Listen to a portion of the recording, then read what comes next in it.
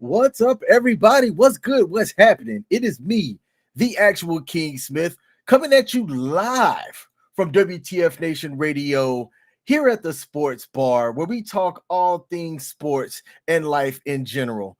I am one half of this thing, the actual King Smith. You can call me King Smith. You could call me future winner of our WTF Nation Radio Listeners League Fantasy Football. But I don't do this show by myself. Coming up to co-host with me is my main man, the legend, the New York Jets fan himself, Coach. Coach, let the people know something. What do you hear? What do you say? 1-1 New York Jets, might I add. And after today, I'll be 1-1 in the Fantasy Football League. But I am a happy man after today's early game with the Jets. Well, of course, the Jets type of victory, the only way that they can, where you think that they're going to lose it, and then they somehow end up winning it on a game that they should have ended up losing. But hey, a win's a win, and I will take that any day of the week. No doubt. With the exception of when that win came with Zach Wilson, because it's kind of like when the Yankees won the World Series with A-Rod. I still count it, but it kind of sucks. No doubt. Well, hey, brother, it is good to go live with you today. We got a couple of different things that we are going to talk about today. Our leadoff story. I'm going to give y'all, the viewers, a chance to let me know if I'm wrong. I play fantasy football in 4 leagues, and in one, I had a conversation, an interaction, if you will, with somebody who felt as though I was picking on her, and specifically her, and targeting her unfairly. And I considered myself friends with this person and this person's husband, and I was a little bit surprised by the reaction. So I'm going to share the conversation. I'm not going to put the people's information out there like that. So okay. I was about to say, no. Even I even think I'm not name dropping. I was trying to figure out a way to display the information for transparency, because look, all y'all are going to get is my side of it, right? So there's no opportunity for that person to come on and share their side.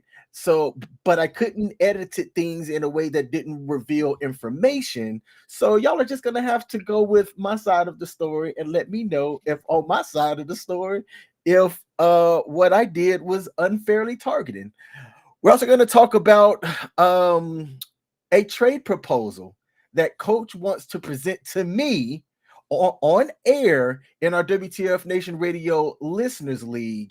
And we're going to ask the viewers if you guys think that this is a fair trade, and if the proposition that Coach is proposing to me is fair, and should we go through with the trade or not. All right. We're also going to get into some funny videos that I found that the viewers have sent to me on my Facebook page. And we're going to end with a conversation about C-sections and concussions, and if the sacrifice is the same.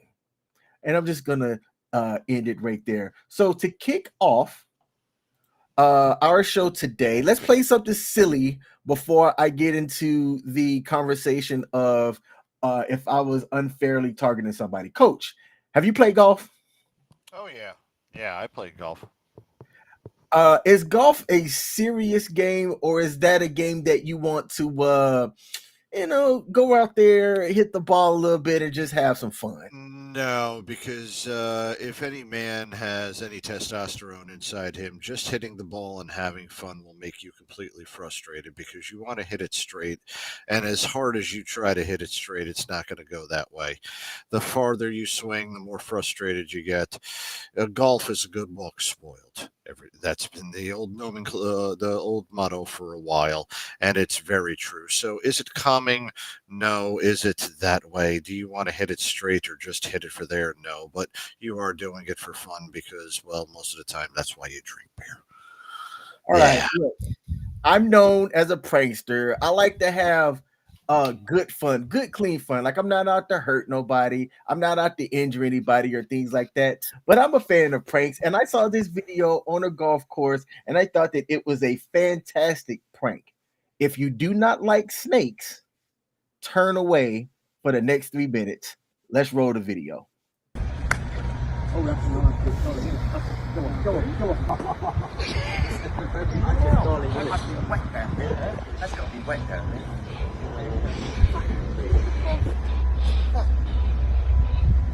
Whoa!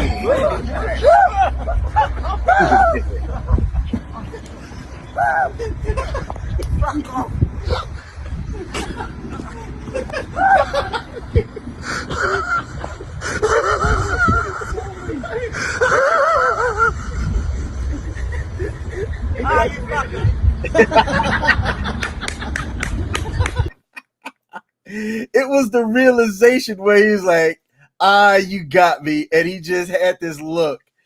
And right here, this look right here, where he was defeated, as well as he realized that he was pranked the entire time. Now, coach, I'm gonna tell you right now, I'm not afraid of snakes, but I also don't really bang with snakes like that either. What would you do if somebody pranked you like this? How would you feel? I would kind of feel like that guy right there, but I would have hit the thing, and I probably would have ended up throwing my golf club at them, knowing that I wouldn't hit them, but just throwing it at them. No doubt, no doubt. I thought that, when you're out with your friends like this, if you have an opportunity to have some fun, right, and play a prank that's not going to injure or hurt anybody or be disrespectful, or you have to say this today, be mindful of people phobias, right? Like, I'm gonna tell you right now, I'm not going to say what my phobias are because some people are going to take it too far, but if I know that you are afraid of snakes, like one of those just deathly afraid of snakes, I'm not going to prank you by doing a prank like this, right? Because there are some people that, um, on the extreme end of things, I've heard of some people having a heart attack when they've been put face to face with something that they have a very deep fear of. And I'm not trying to do that to anybody. I don't blame you about that, but I will let everybody know here what you are afraid of, King. Okay, ladies and Uh-oh. gentlemen, this is an absolute expose, and I know Michelle's watching this right now. So, Michelle, there are a couple things that are inherent that I know that King has to be afraid of. Mhm. You see, as a University of Alabama fan, he has to be afraid of going to the dentist because that's usually where everything gets pulled. He is afraid of family reunions because half the time it turns into a episode of Maury with somebody who slept with somebody that shouldn't have slept with somebody. And then it will always end in disappointment because even though that they win a national championship, the only thing that they have in the state of Alabama is the University of Alabama. So once everything else comes out of Alabama, you realize how depressing your life is. You look at my sound. Those are the phobias, my friend.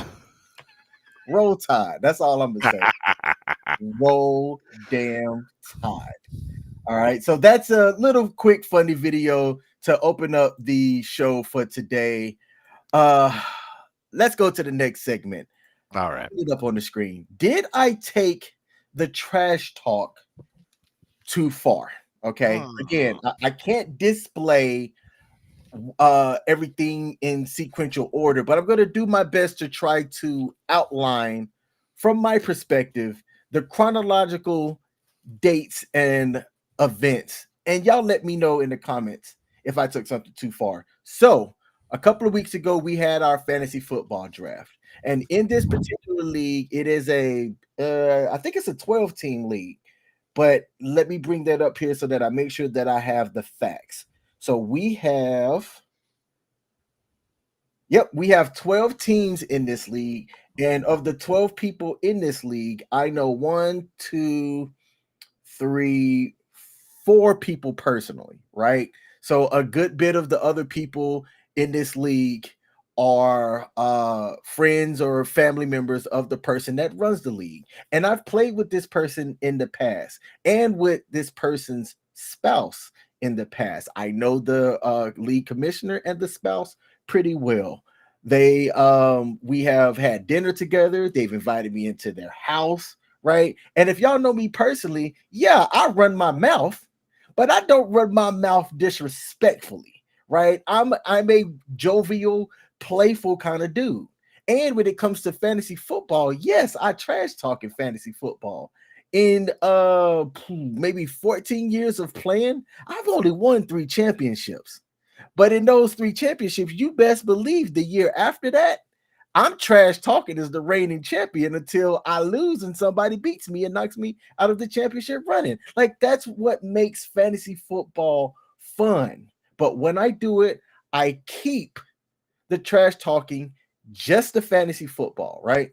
So again, 12 team league. I know 4 people in this league, and really nobody else is trash talking in this league, but there are some people that are having conversations.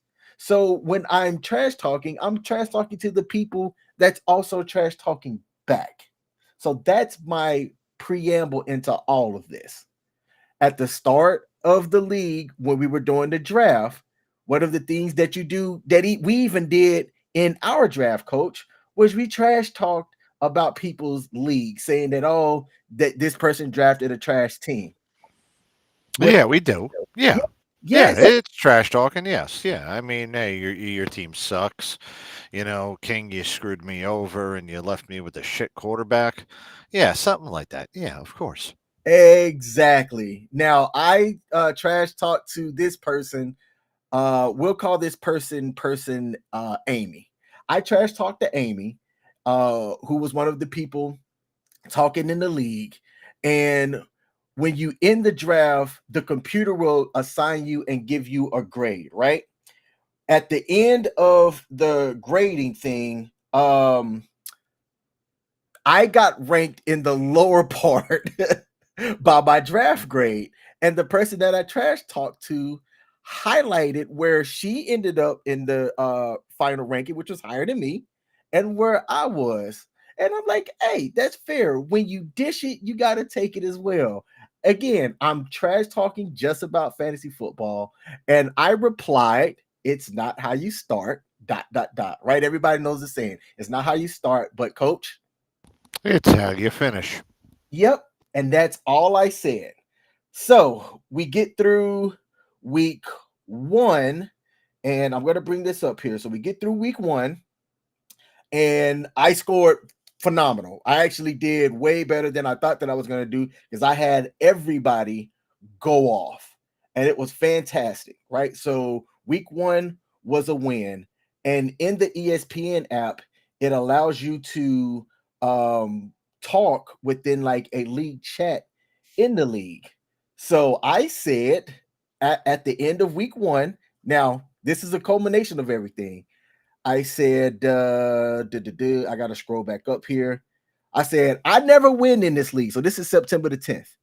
I never win in this league. So I'm getting all my trash talking out now. Last year, I was at the bottom of the league. And this is a big money league. It's $100 entrance fee, coach. Damn. Yeah, so the importance of managing your team matters. And so I said, I'm getting all my trash talking out now. I said, if you add up Amy and this other person's scores combined, they wouldn't even have as many as points as I scored in week 1. Okay. So I did bring in Amy into the conversation. And I talked about one of my other friends who I'm real good friends with. And I said, combined, y'all didn't even score as much as I did. I said, go ahead and reserve that championship pay and put it out in my name. Right? So that's instance number 1.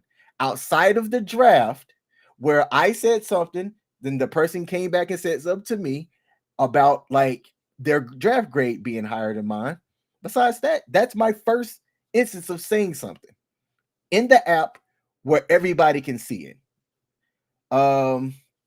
If you go to today, I talked about something else about a trade that I thought was not smart.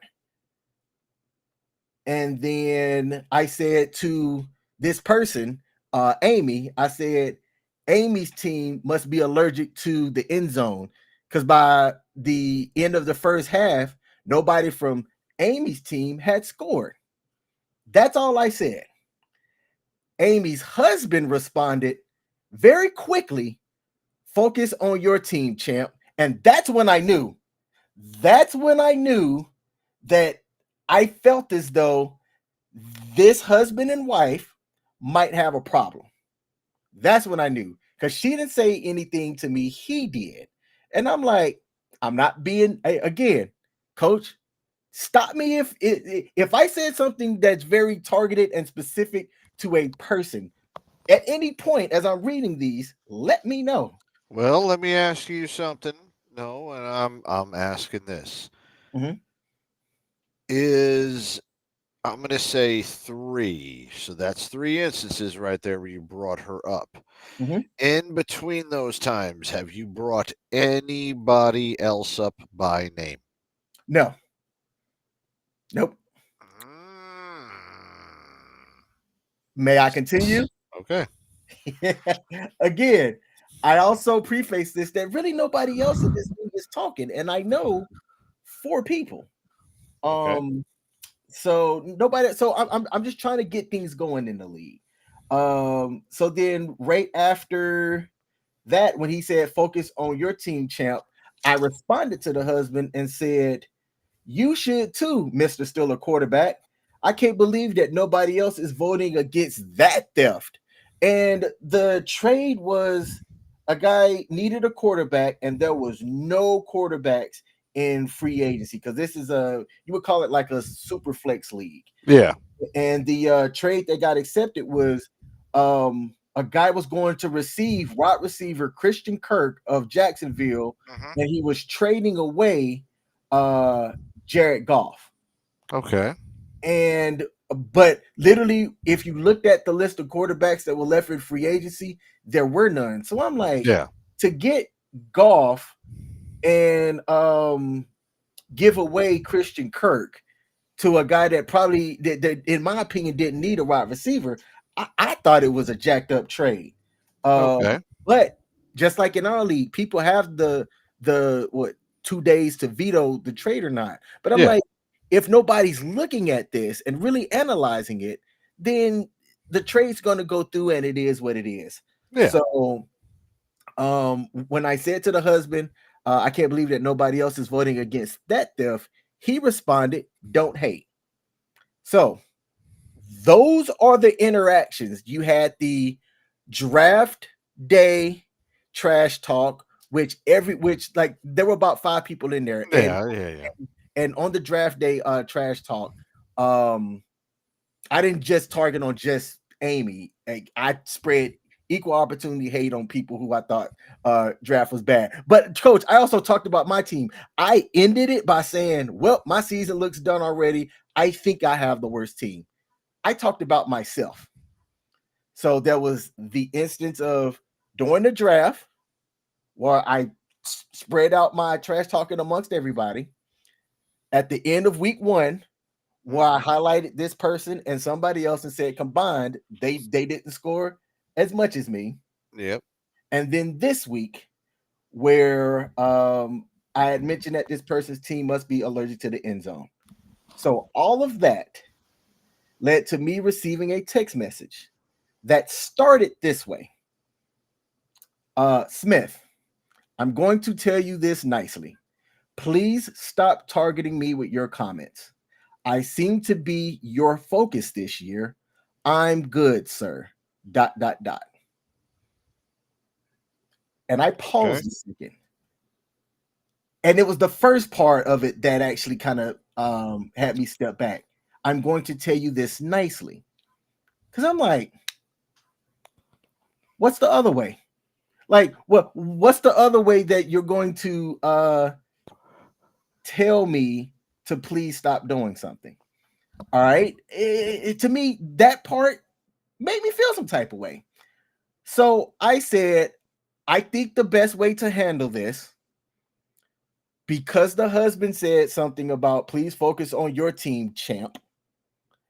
I was very intentional about understanding the words that both people wrote, and I said because I'm friends. I'm gonna do air quotes because I don't even know.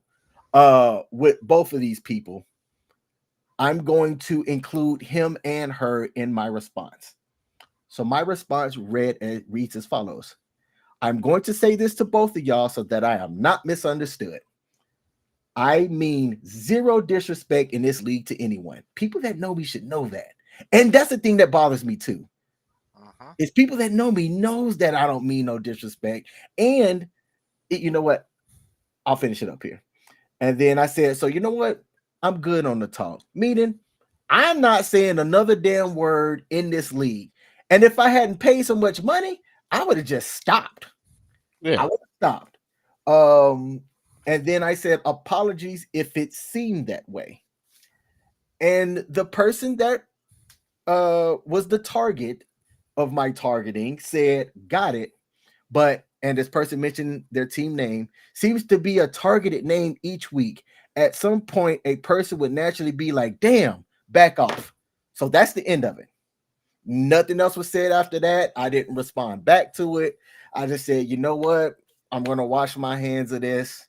They asked me nicely, apparently. I'm going to say this once nicely. I gave my response back, said, you know what? My bad. And but now I'm kind of like, I wasn't really targeting you like that.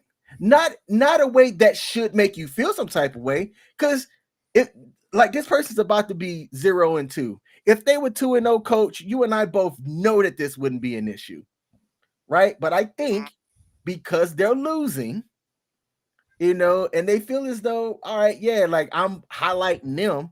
I'm not disputing that. That part I'm not disputing it, but I'm not doing it in a way that should make you reach out to me like that. So, coach, and to the people listening, did I take the trash talk too far? All right. I would say no on the trash talk, taking it too far. As in, your words didn't take it too far. Here's why I asked you about how many times you talked about other people in between. That does, in a way, and it kind of feels like shit. That is the best way. And I know how you're doing this as far as trying to get conversation going, and there seems to not be much conversation aside from you and that girl and the husband. All right, no problem there. But there has been the three times that when you initiated that, you talked smack about them, not in a normal way. I would say, in a sense, because it was just you two kind of being the main interactors of it, even though it was kind of a group interaction. I could sense where they could come off as it being targeting. The involvement of the husband on there, that probably had to do with her saying something and getting pissed off at him, and then that's what was going to happen about there. But yeah, the only thing I'm going to what's it called? I mean, I would say this no, but I would also say some people are fucking sensitive, and this person seems to be a little bit too damn sensitive. So while I am not absolving you of all blame on this, my friend, because it does take two to tango, and maybe the response was necessary, could have been that way perceived, even though you didn't. There was the trash talking, which even little mild trash talking can sometimes, at a part, annoy somebody on the wrong day or something.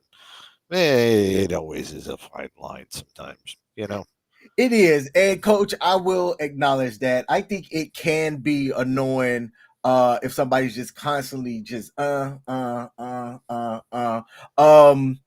but there is a part that I left out. The part that I left out, and this was because this chat was in a different section.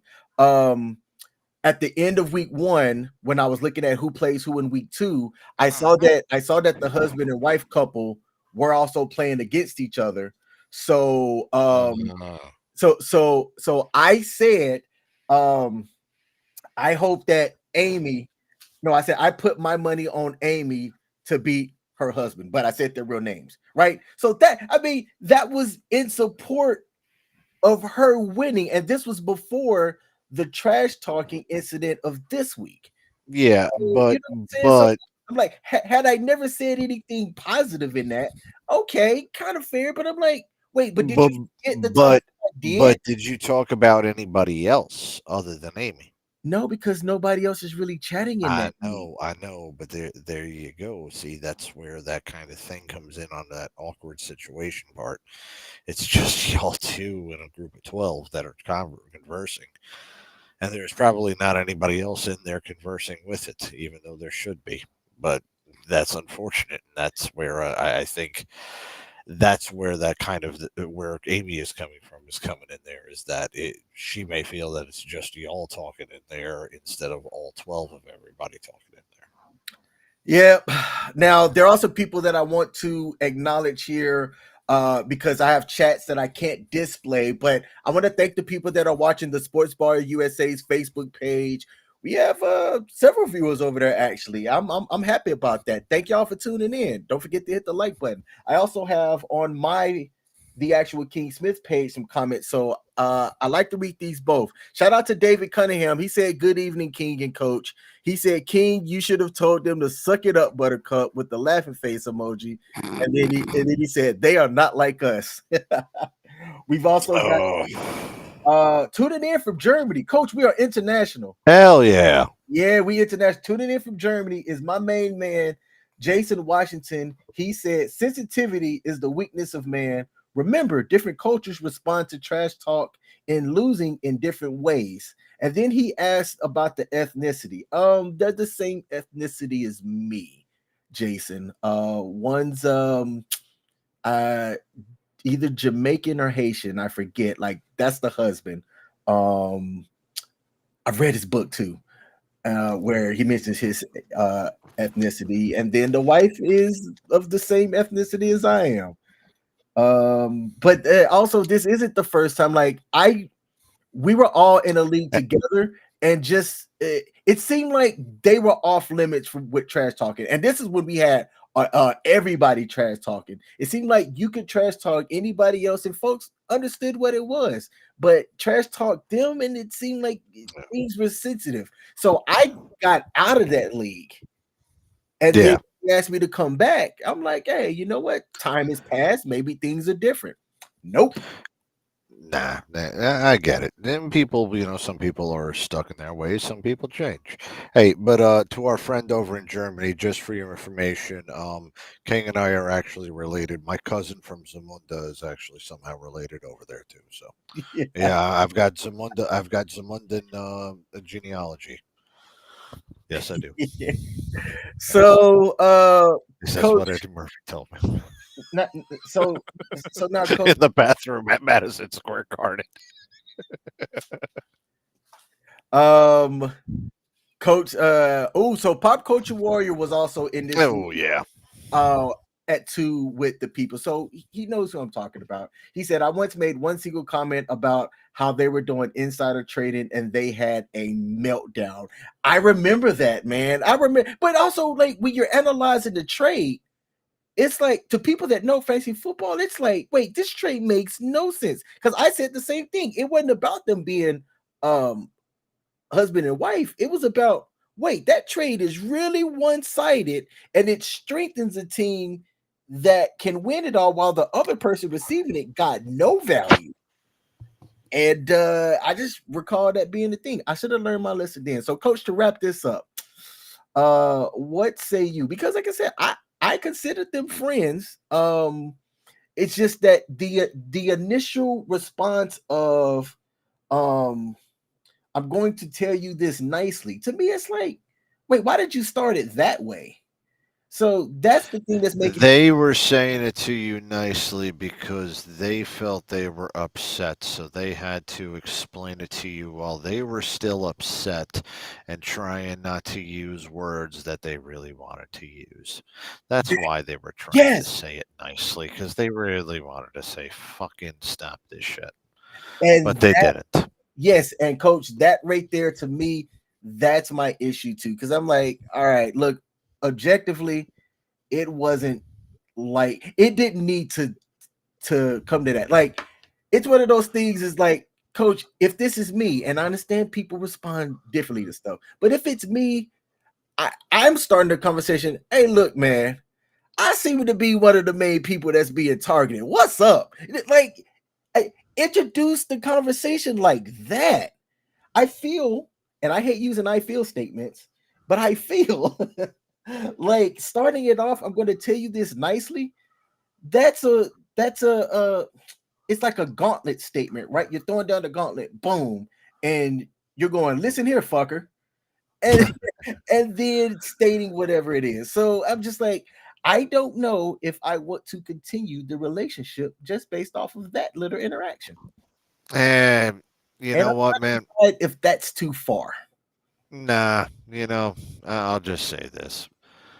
Just leave it alone until the next time you see them. And if the next time you see them, they don't interact with you, then you got your answer. And you know what? You move on. And then you realize, well, hey, guess what? I'll just take your money when I win. So that's what somebody told me too. They was like, you know what? Just win, take the money, and then dip out. So that's the plan. I'm going to attempt to win, take the money because payout to first place is $1,000. So I'm gonna win, take the money, and then dip.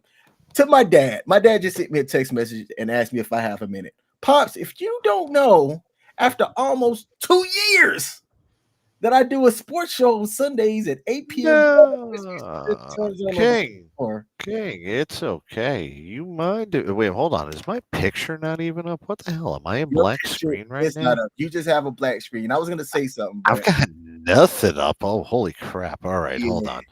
on. Let me change my shit. All right, All right. there we So, go. coach, Done. All right, how's that now? well, I still just see a black screen. So while you do that, Oh, fuck. Hold I'm up. gonna What take about? you down.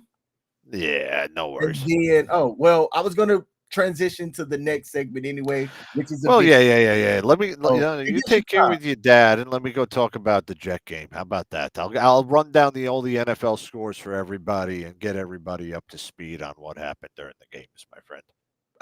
Yeah, that wasn't what I was trying to say, but we can do that. Yeah, go ahead. Take it. Yeah.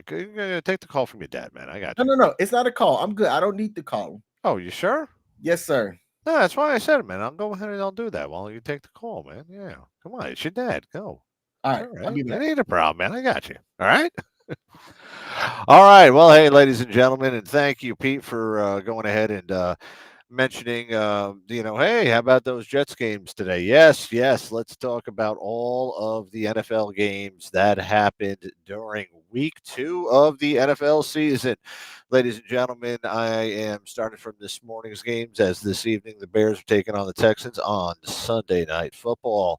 Final earlier today, the Cowboys behind 4 touchdowns of Calvin, what's his name? Calmera ended up beating them Cowboys. Yeah, how about them Cowboys? Now 1-1 and a 44-19 loss to the New Orleans Saints. Tampa Bay Buccaneers, Baker Mayfield doing some good things down there. Got a 20-16 win over the Lions. Jared Goff couldn't make a fourth down conversion over at the end to help the Lions get him into scoring position. Green Bay Packers minus Jared Love. In fact, Malik Willis went ahead and threw his first NFL touchdown pass. Won 16-10 over the Colts. Colts are now 0-2. Oh, yay, we go down to Nashville where the New York Jets won today 24-17. Aaron Rodgers looked exactly like Zach Wilson did. It's just the fact that he's not Zach Wilson, so that's why we are happy. Vikings improved to 2-0 as they defeated the 49ers 23-17, and that's where a little bit of an interesting thing comes in for you, King, that we'll talk about later. And in overtime in Foxborough, Seattle behind 300 plus yards behind Geno Smith won 23-20 with a field goal in overtime. Speaking of field goals, Washington, offense so bad that they needed 7 field goals and they still won the game. So you know that team had to have been terrible, right? Oh, yeah, they played the New York football Giants, who lost 21-18 to the Washington Commanders. And speaking of terrible football, the quickest NFL game I saw today that was that changed was out in SoFi, where the Los Angeles Chargers defeated the Carolina Panthers 26-3 in a game that only people from those two towns actually gave a shit about. The Browns and the Jaguars, well, the Browns won 18-3, and in a game that was a defensive matchup. And sorry, King, I have to repeat this because I did see the ending of this game. The Raiders came away against the Ravens at M&T Bank Stadium 26-23. Ravens are 0-2. Also, one of the late games, the Cardinals at home destroyed the Rams 41-10. Rams are now 0-2. And also, Justin Fields starting in for an injured blah, blah, blah, blah, Russell Wilson actually got the Steelers over the Broncos 13-6. Steelers 2-0, Broncos 0-2. And our late game and national game this afternoon was the Chiefs beating the Bengals on a last second field goal by Harrison, whatever the hell that dude's name is, who all women hate, but when he kicks a game winning field goal and Taylor Swift celebrates him kicking a game winning field goal, I say checkmate to you, feminists. And that's all your scores for the NFL for week 2. Man, so first of all, let's highlight something. I'm glad, man. I caught that game, man. I caught it after the Jet game. This game right here, this Raiders Ravens game, I was trying to get tickets to go to that game, and both freeways available to me fell through. Now, look at this, y'all. When it says line Baltimore minus 8.5, that means that Baltimore's favored to win by 8.5 points. Unlike college, where you can get a college spread, it's called a spread, or like the line of like favored by 20 or 30 points, and a half. Right? That is a huge line. 8.5 is more than a touchdown. You have to beat them by more than one score. Hell yeah. In the pros, any line over 5 makes it a huge favorite. So when you're talking about upsets, like people say, oh, so-and-so team got upset by so-and-so, you're talking about how the sports books and how the general population in general, how the general population feels about a particular game. So overwhelmingly, the sports books felt as though Baltimore was going to win this game, and in the pros, a 8.5 point line is a huge line. Hey, King, Chicago just hit a 53-yard field goal to time the game up at 3, but I haven't seen a ball hit the end of the upright, and it hit right on the tee in front of the camera, so it looked pretty cool. Nice. That's why I went, oh, yeah, it bounced over, but it was in. Nice, good deal. Yeah, so to wrap it up, the fact that my Baltimore Ravens got beat by the Raiders, who if you were doing something like a Survivor League, these are the stats that you want to look at. You want to look at teams that are considerable favors, and you want to bet on that team. So I'm pretty sure that if you looked at most Survivor Leagues this week, you might have had an overwhelming amount of people pick the Ravens to try and advance to the next league, and most people would have got knocked out by week 2. Yeah. Another thing about that game, and I'm going to say this as far as just on the field play, not dealing with fantasy. on the field wise, I still believe that Baltimore, towards the end of the year, is going to end up having a phenomenal winning streak. And the reason why I'm saying that is because I am still seeing the same mobility out of Jackson that I saw last year. And I am seeing Derek, what's his name? Henry. Yeah, Derek Henry, right? I'm Mhm. seeing Derrick Henry still at that same part, and he's going to be knocking the people down in the freaking cold in Baltimore during the winter. It's going to be phenomenal with that freaking back out there. I will say this: I feel good that I have Lamar Jackson as my daggone quarterback over in the league because come December, if he's still out on the freaking field, he is going to be good. He is going to be winning games with his feet and with his arm. Hey, So coach. I'm not worried about an 0-2 start with Baltimore for me. For me, Hey, I'm coach. not worried about it. I will tell you, man, Antonio Pierce, he got that team ready to play. And Yeah, and you know what? Las Vegas found their coach despite having a shit owner. And I'm glad it's a former giant fucking great defensive player, Antonio Pierce. yeah, he was that dude. Yeah. Now, coach, I Oh, said very Shania. Oh, I haven't seen her in forever. I said very publicly that when I looked at the Baltimore Ravens' first 5 games, I put wins against the Raiders, the Bengals, and I said it could be a toss up between the Cowboys and Bills. And I did say very publicly prior to week 1 on that Thursday night game that they weren't going to beat the Chiefs. As a fan, I would have liked them to, but I didn't see it happening. So I had the team going 3-2 or 4-1 in the first 5, and then they get into some easier games down the line. But you're right. Look, to start out 0-2, if you're a Ravens fan, you're not necessarily panicking, but you should not have lost to the Raiders. No, That should not have happened. no, no, no. This was the wake up call for the Raiders. That's where I'm coming from. This was the wake up call of the NFL to the Raiders.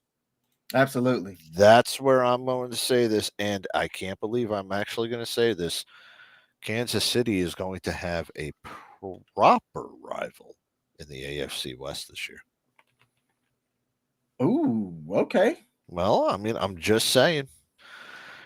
I think. All right. I would say this when it comes to even record wise, yeah, I could see some of their non-conference play going together, but I could see them playing together, especially not in Vegas, but I could see Antonio Pierce getting those guys over in Arrowhead and getting them pumped up to play in there.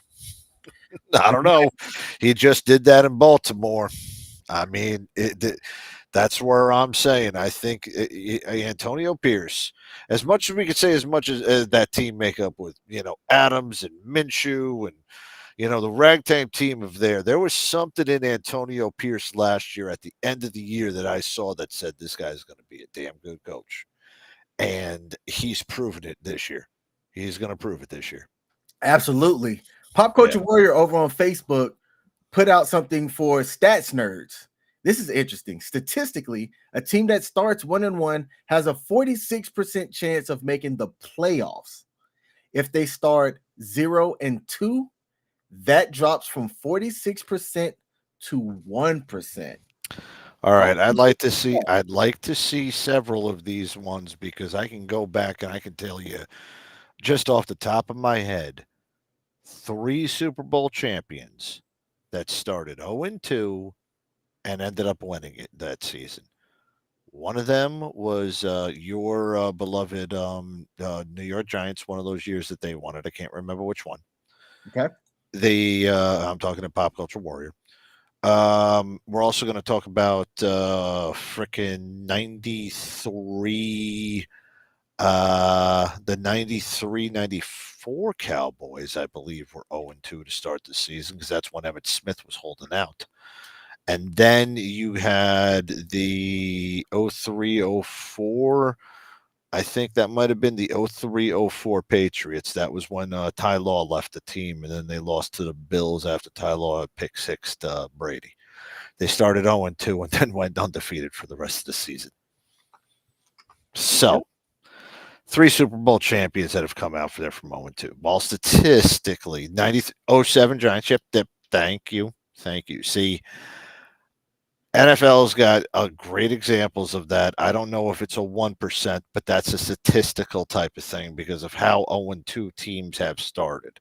There have been good 0-2 teams that have started that. But look at that division. You've got Pittsburgh, who, all right, Pittsburgh might be 500 again.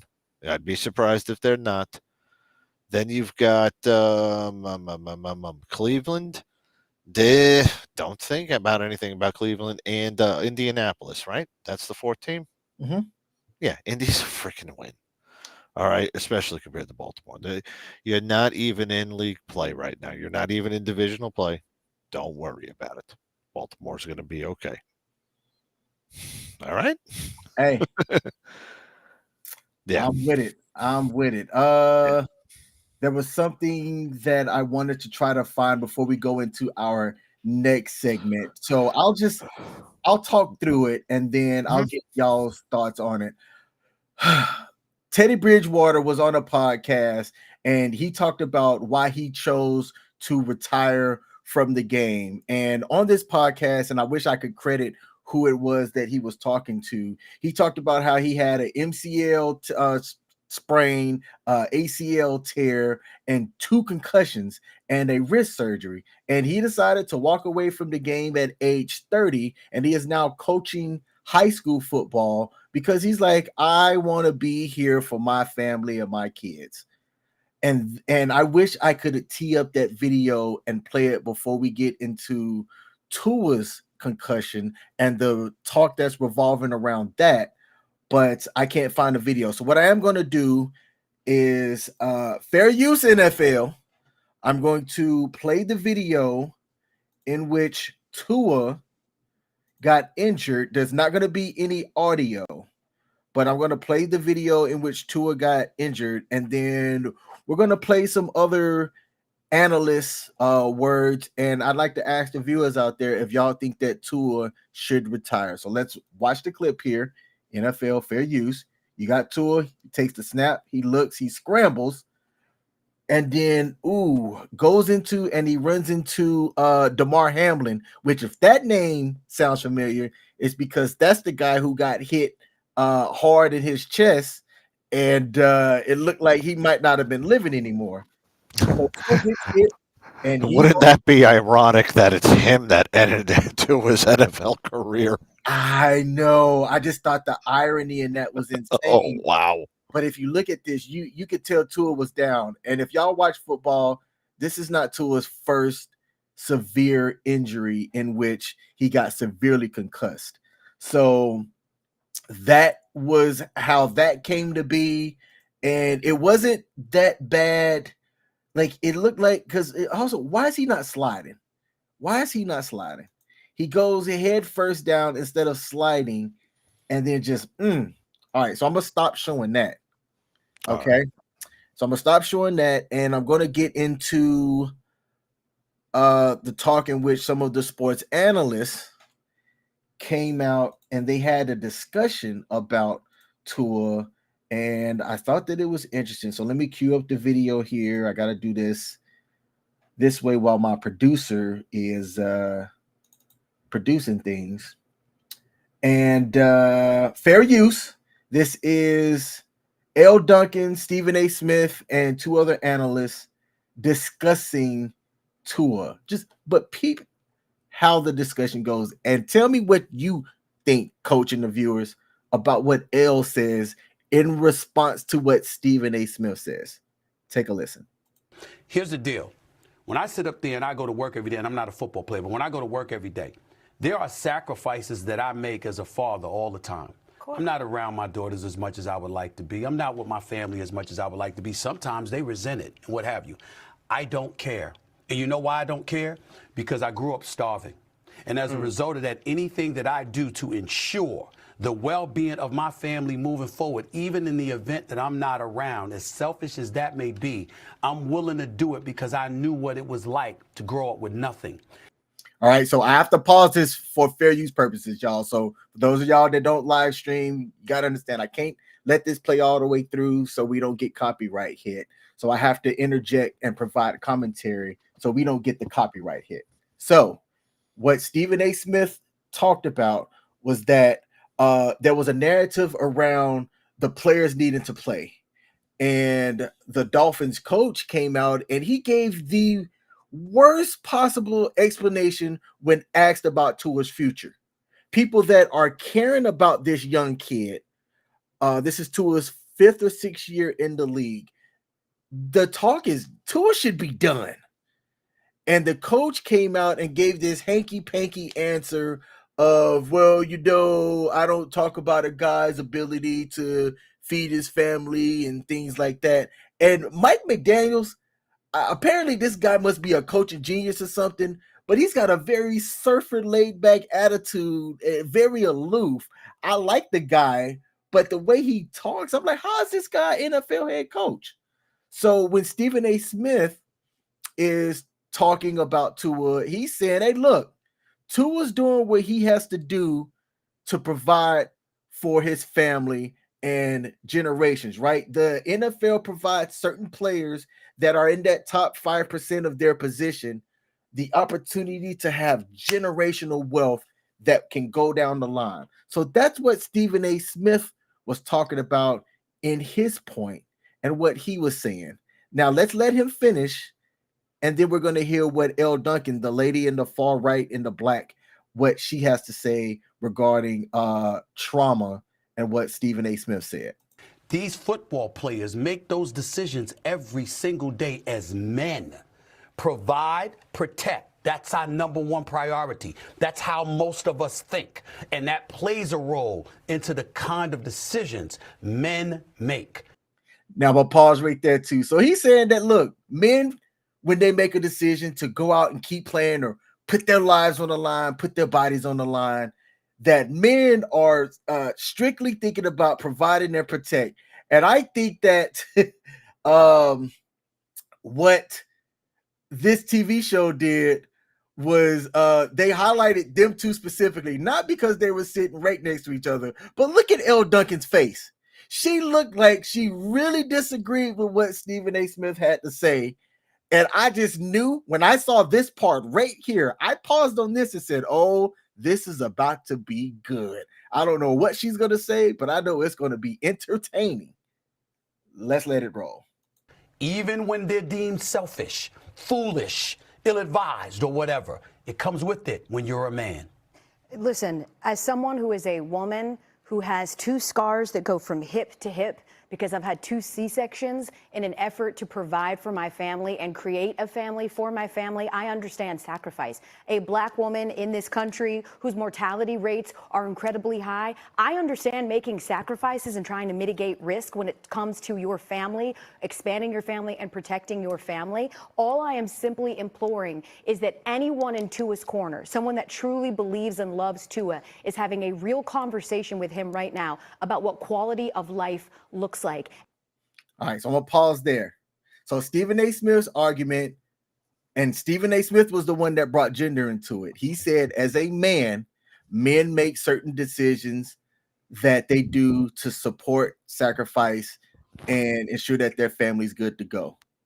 Elle immediately said, well, as a woman, I get that too, because as a woman and a woman of color, and she talked about the mortality rates, which I've been presented this. Somebody told me that people of color and women, mortality rates are higher coming out of certain medical things than other genders and ethnicities. And that's a conversation for people a lot smarter than me, but looking at the data, I found it interesting. So yeah, that's also one that I think you and Michelle should have on the show, because it is true. It also has to do with obesity rates and heart disease. Yep, it's interesting if you ever do want to go into it, but there is studies that have been done regarding it.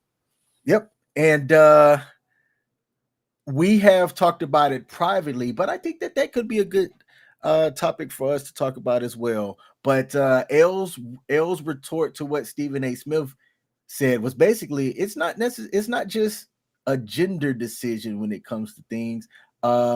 It's about the health and safety of somebody and their life.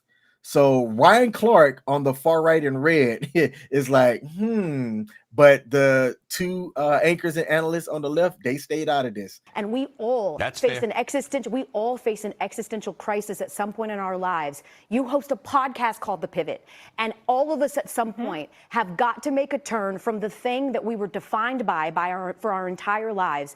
If we are surrounded by people that love us and can help us get to the conclusion that there is life after this, as dark and troublesome as it may be, as much as you sacrifice to get here, I'm just hoping someone, it ain't me, I got no dog in this fight, and I am not audacious enough to ask him. I'm hoping someone in that family, someone in his corner that truly loves him, is asking him to sit down and think long and hard about whether he wants to keep doing this. But I know risk. Yeah. I don't think there's anything. No disagreement there. Very well said. No disagreement All right, let's leave. I actually love what L said in response to what Stephen A. Smith said. I think how she made it, because Stephen A. Smith, again, he was the one that talked about, as a man, men have to make decisions and, support and sacrifice. Now, I'm going to pause here, Coach, and I'm going to give you the floor. A good bit of our viewers are military. Yeah. Men and women that are serving or have served our nation. And it is those people, whether they are military themselves, prior military, spouses, or significant others of the men and women that have served, they understand also what it means to sacrifice and make decisions. If y'all are new to this channel, I got diagnosed with heart disease while I was still active duty. Nobody in my family has heart disease. I was an enlisted aviator, and I wanted to still serve this country. I found out about my heart disease not because I was symptomatic from something. I was about to deploy for like my 8th time. My medical records couldn't be found. So it was in the process of regenerating my medical records for another deployment that it was discovered that I had heart disease, right? And I still wanted to serve this country. I still wanted to fly. I fought. I went through a board. I lost the flying board. I went through a medical board, and I lost the medical board as well because I was still trying to stay and serve in another capacity. So when L said people in their lives are going to go through an existential crisis to where they have to make a decision and understand that things are not going to be defined or things are not going to define their life going forward, I raised my hand and say I had to do that as well. I still wanted to play full contact football and rugby, but because of my heart disease, that's done. That pipe ended the day that I found out about it. And in the back of my head, I still wanted to try, but in reality, I knew that I can't, try and do this, even if I feel as though that I can, because I could go out there, get hit the wrong way, and have my TV turned off. But Coach, I've been talking a lot, and I know you have some stuff to add to this. So what say you? Definition of mansplaining is when you say that as a man, I think this. That is the absolute definition of it. So I'm kind of glad that put Stephen A. into the place about that by saying that as a man that you have to do that way. No, there are women who have had to, give their child's legal rights up to their parents so that they could enlist in the military. Oh, that's not sacrifice?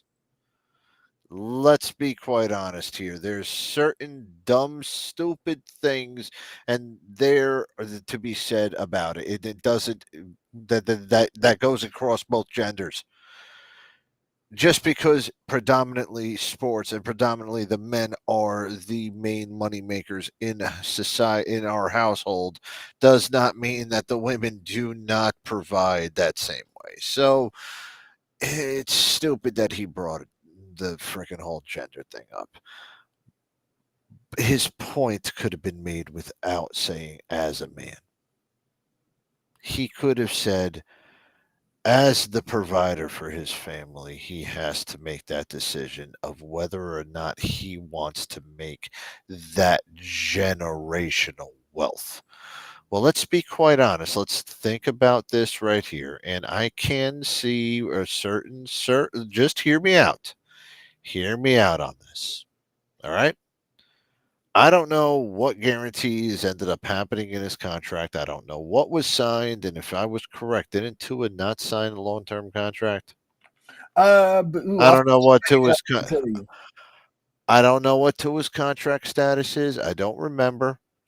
I know that certain things may have to play into decisions. Let's be quite honest, because when there are military people who have to make those decisions, oh my God, I am getting retirement at 20. Oh, hey, I am looking at a medical retirement. Can I wait it out until 18?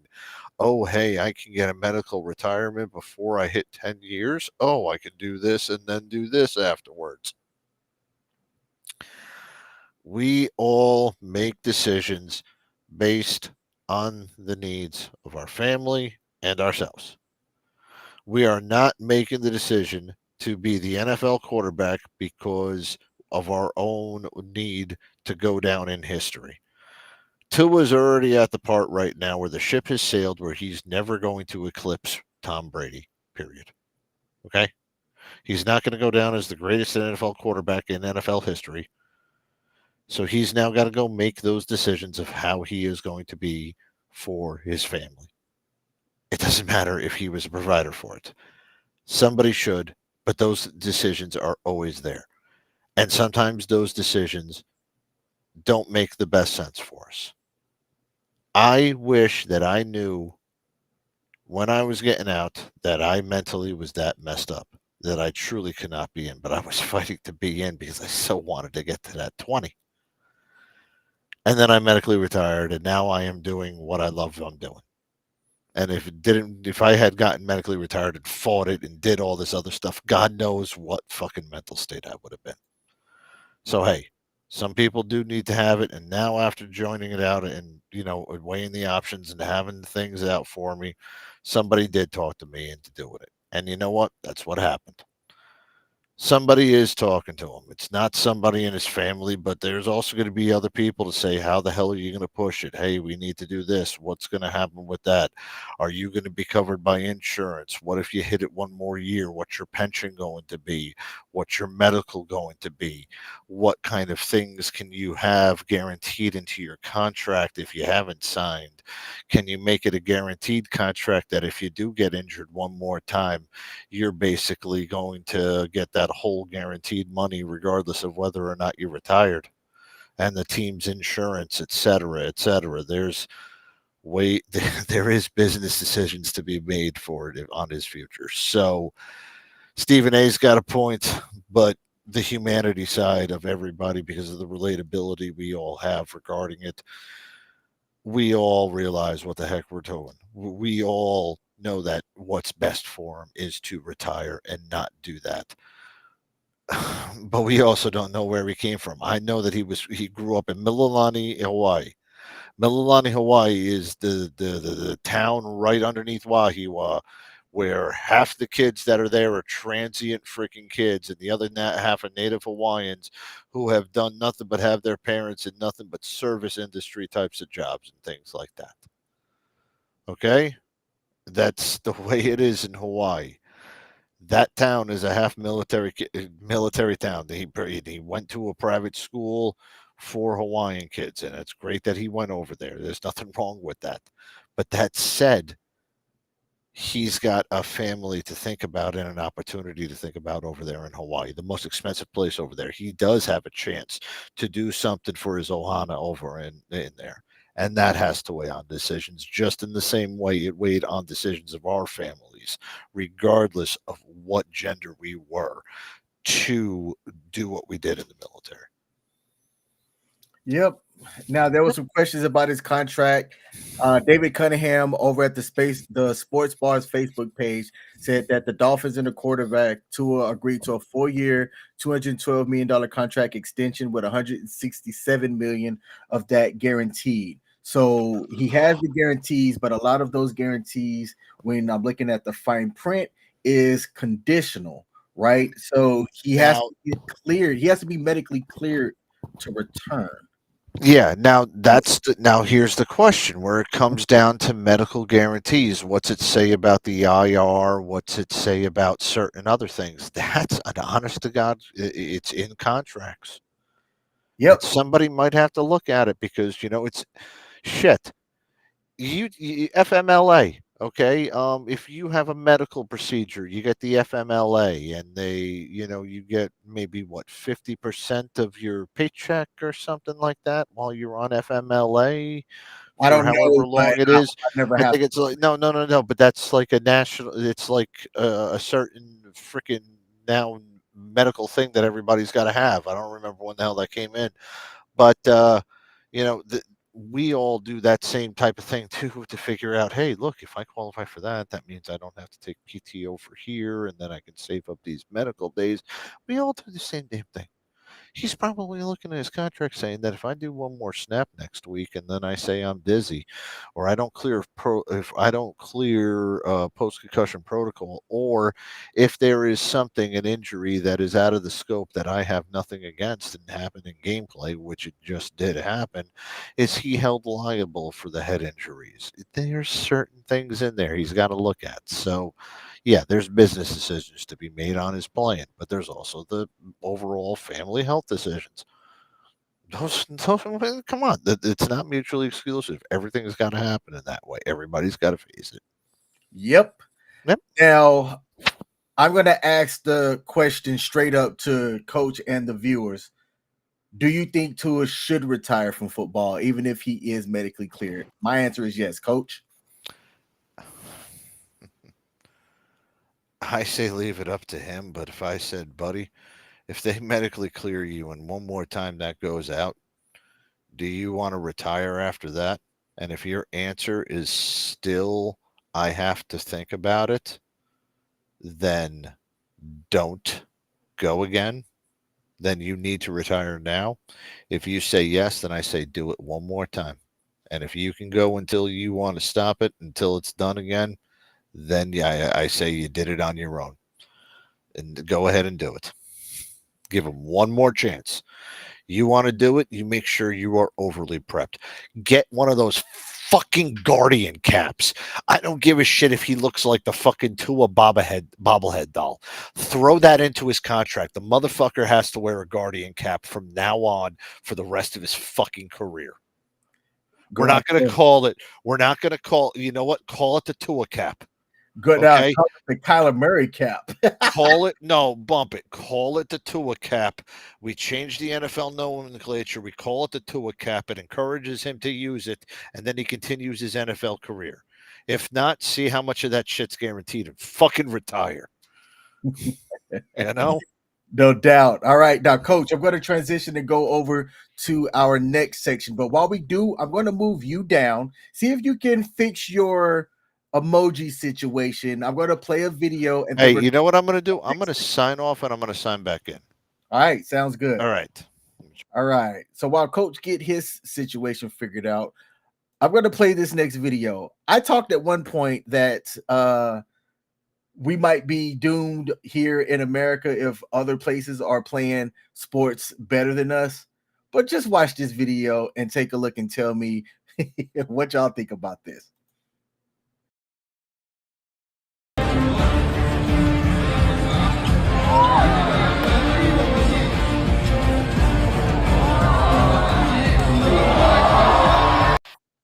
I can't play that way because it's not showing the whole thing. So let's do this. Plus, I might have to mute it because I didn't realize that there was music on it. So let's bring this up.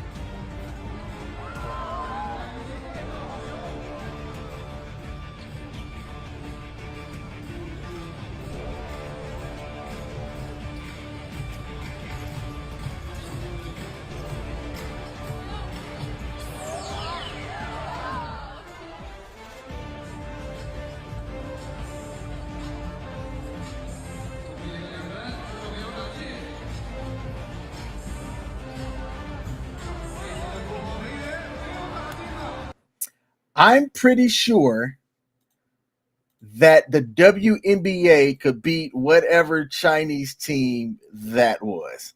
That was pathetic. I don't know. I mean, well, look, I would say yeah, because the WNBA is supposed to be the best women's league in the world. It's supposed to be. It's USA's. I would say that well, there was probably more fans there than at a WNBA game. I was just about to say So, that. while they might be bad, there was more people forced to be there in China than how many people were forced to be at the WNBA games. I was gonna let you Because finish. there's only people that are really forced to be there that go.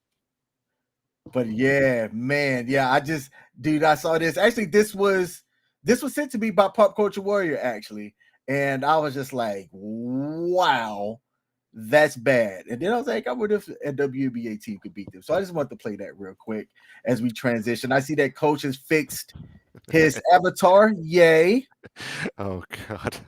Pop Culture said the Giants became the only team in NFL history to score 3+ touchdowns, allow no touchdowns, and still lose. Wow. I mean that's something that the Jets used to do. I mean, I don't know if that's something I would. Oh wow, that's bad, man. I mean, I still don't understand why WFAN everybody thinks that the Giants are going to be like 9-7. They're going to be as bad as the Carolina Panthers are. And I mean, but I will say that the Carolina Panthers are worse. So I'm sorry, CQ, that you now have the shittiest team in New York football, but I mean, that's also not saying much. You did have it last year, too. Yeah. The Jets really did suck last year. Mm-hmm. So, yeah, sorry, buddy. Sorry. Coach. You paid the Giants paid the wrong one. They had to pay either one, and they rolled the dice, and it was Saquon or it was Daniel Jones, and well, they paid the wrong one.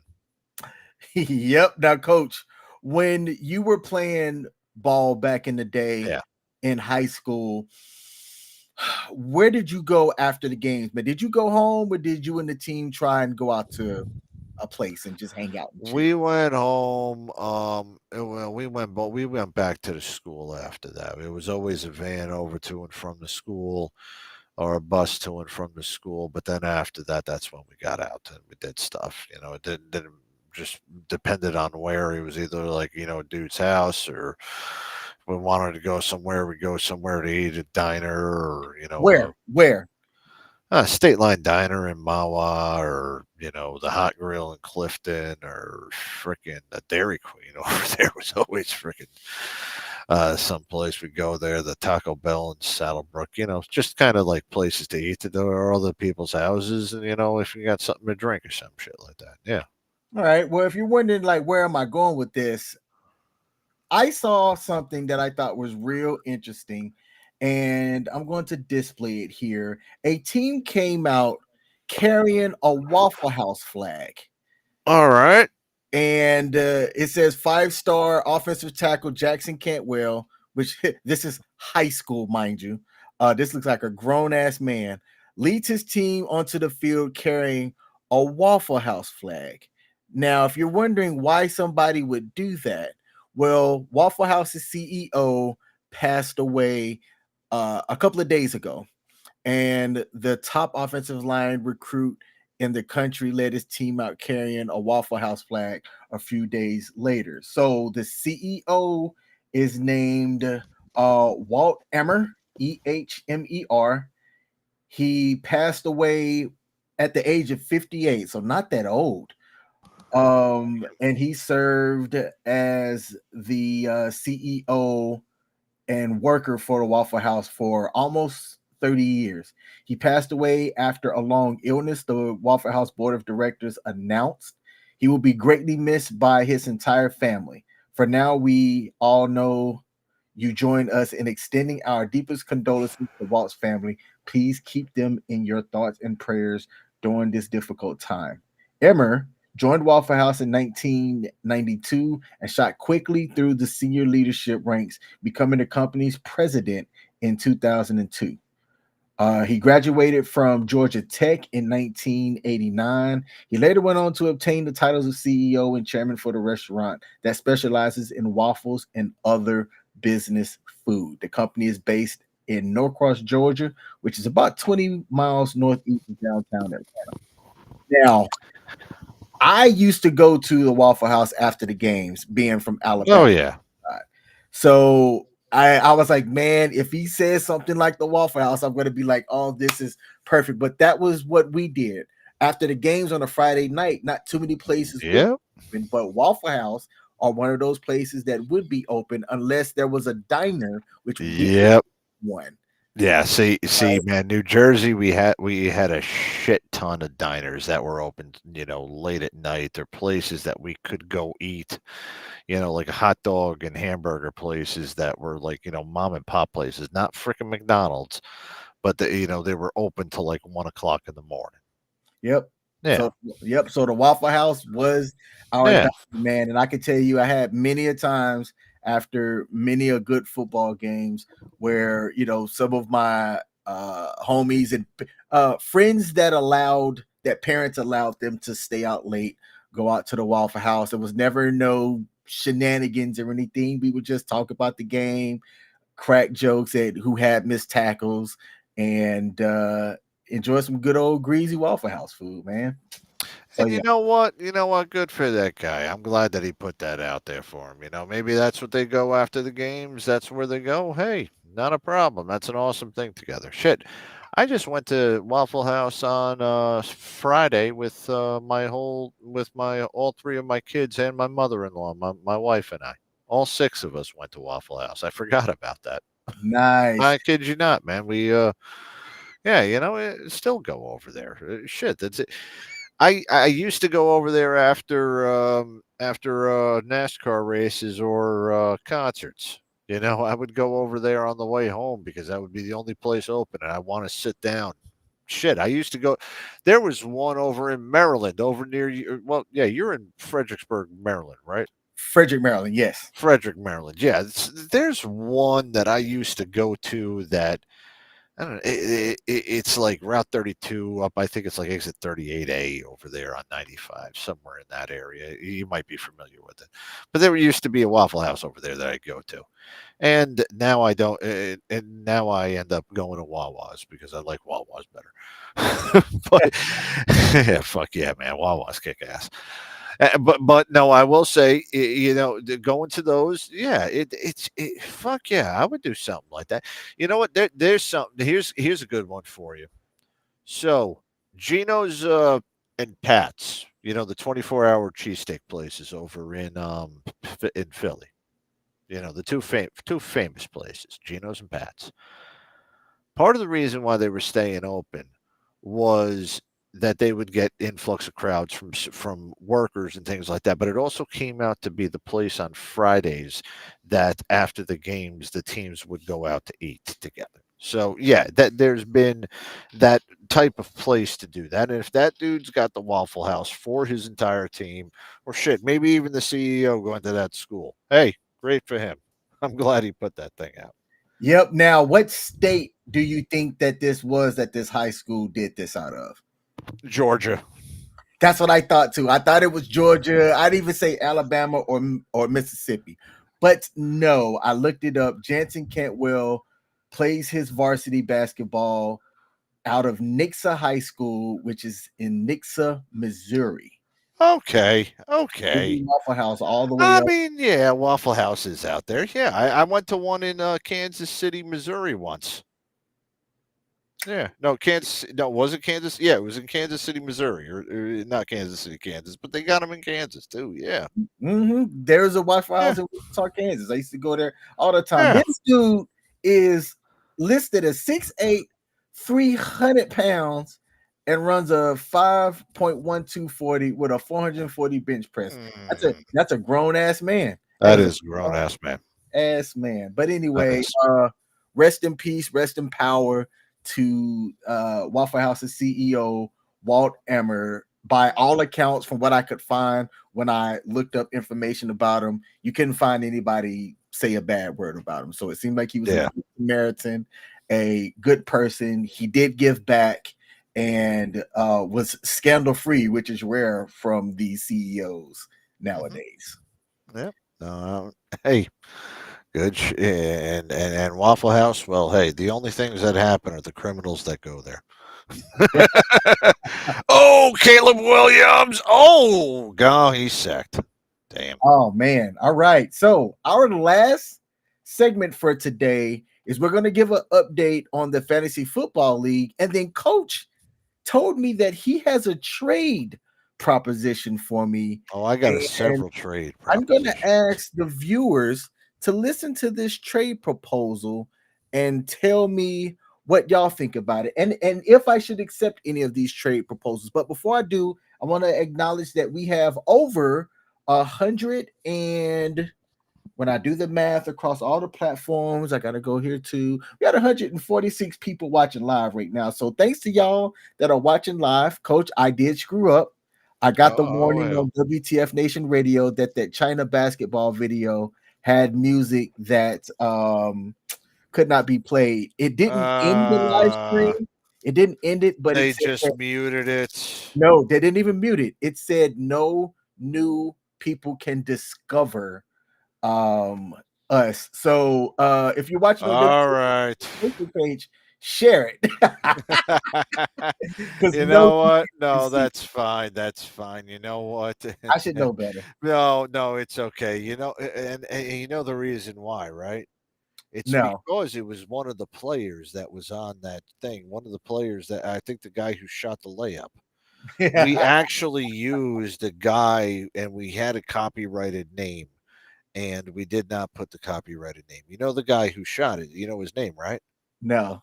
Something Wong. I need my soundboard. That was good.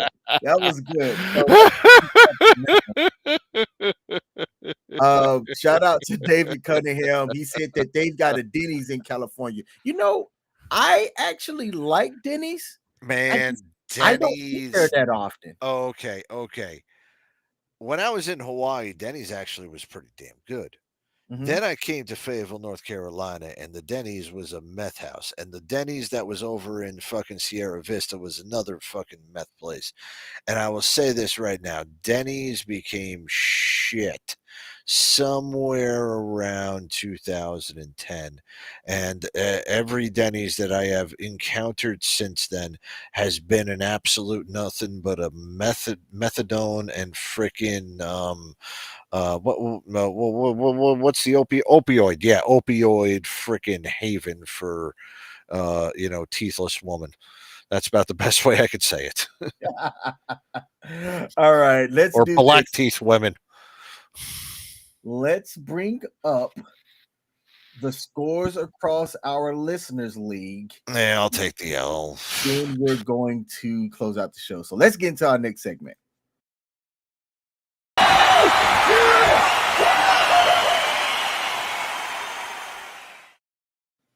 All right. So we at WTF Nation Radio have a listeners league, all right, in which myself, Coach, and a couple of other people are looking to try to win $50 at the end. Okay. We have what was an update on the real life score in which the Chicago Bears and that hapless offense are playing up against the Houston Texans. And I need to refresh my screen here because David scores on them. Yeah.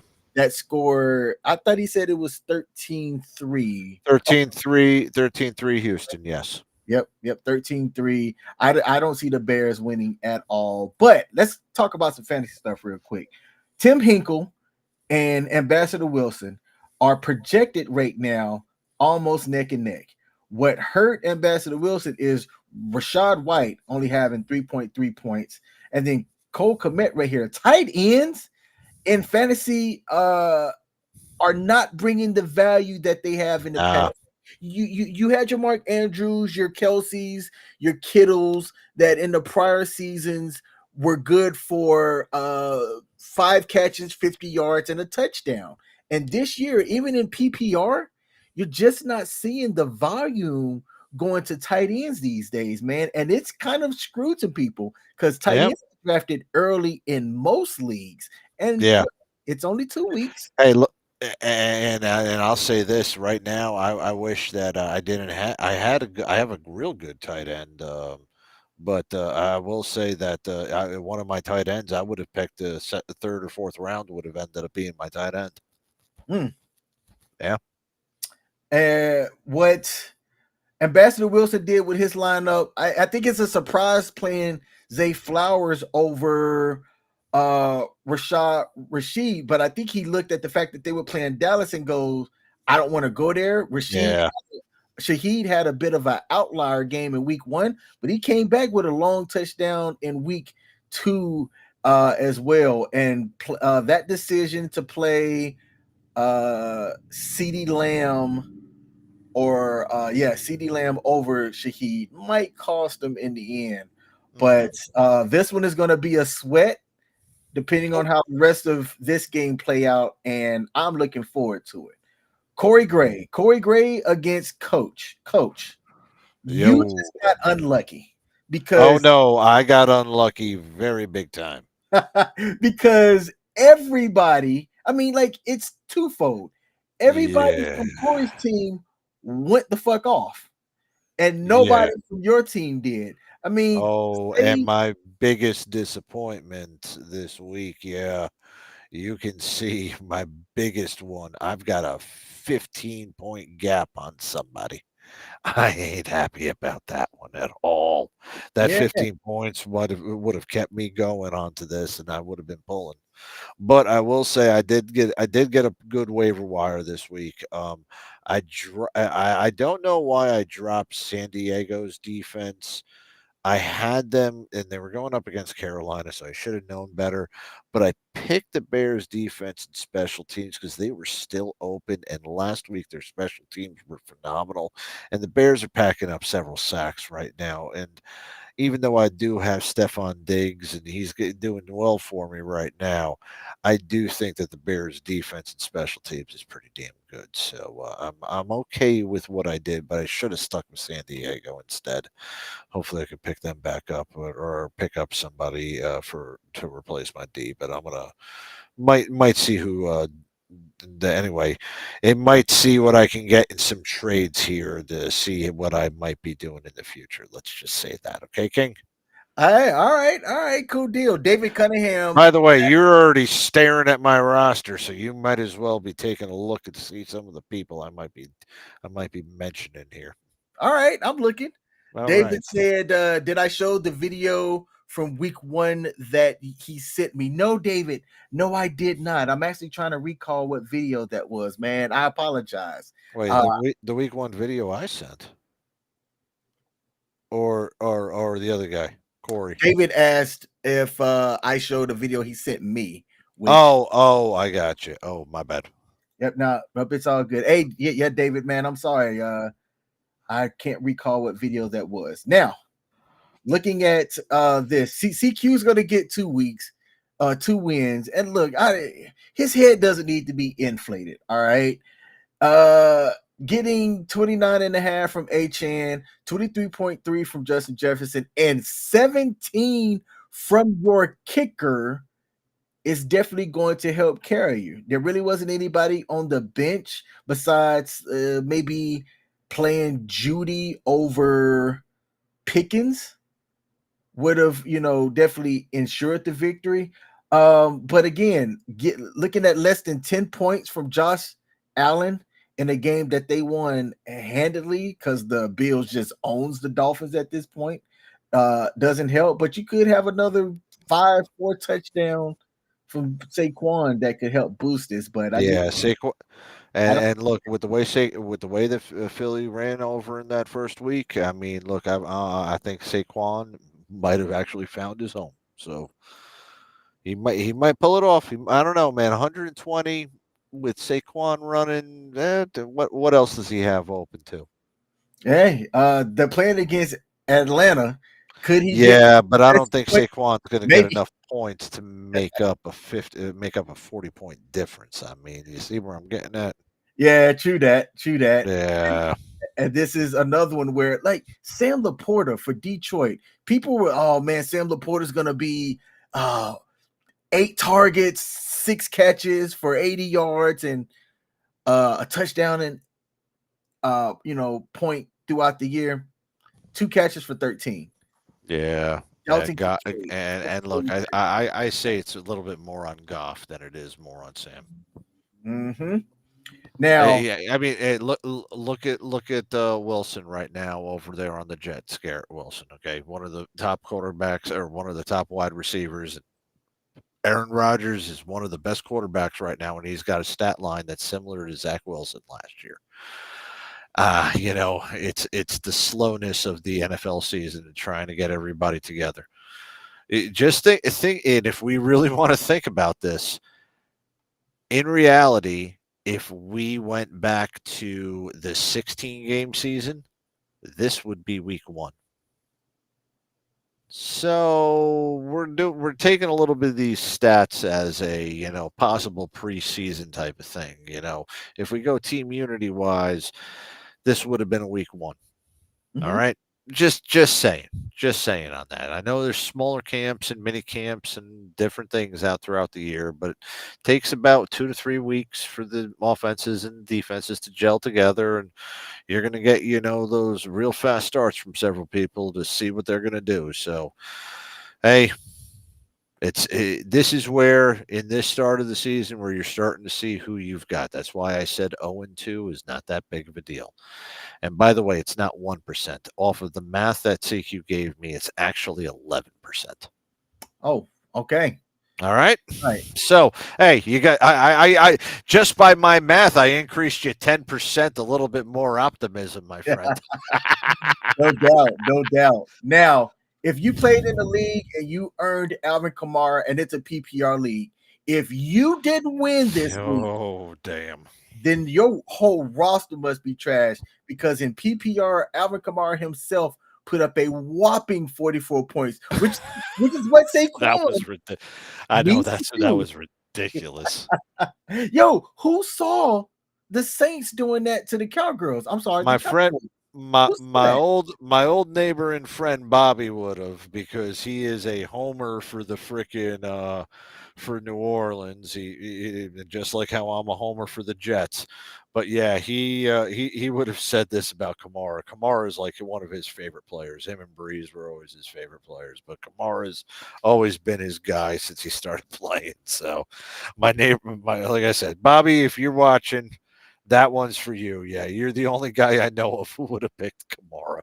Yeah, man.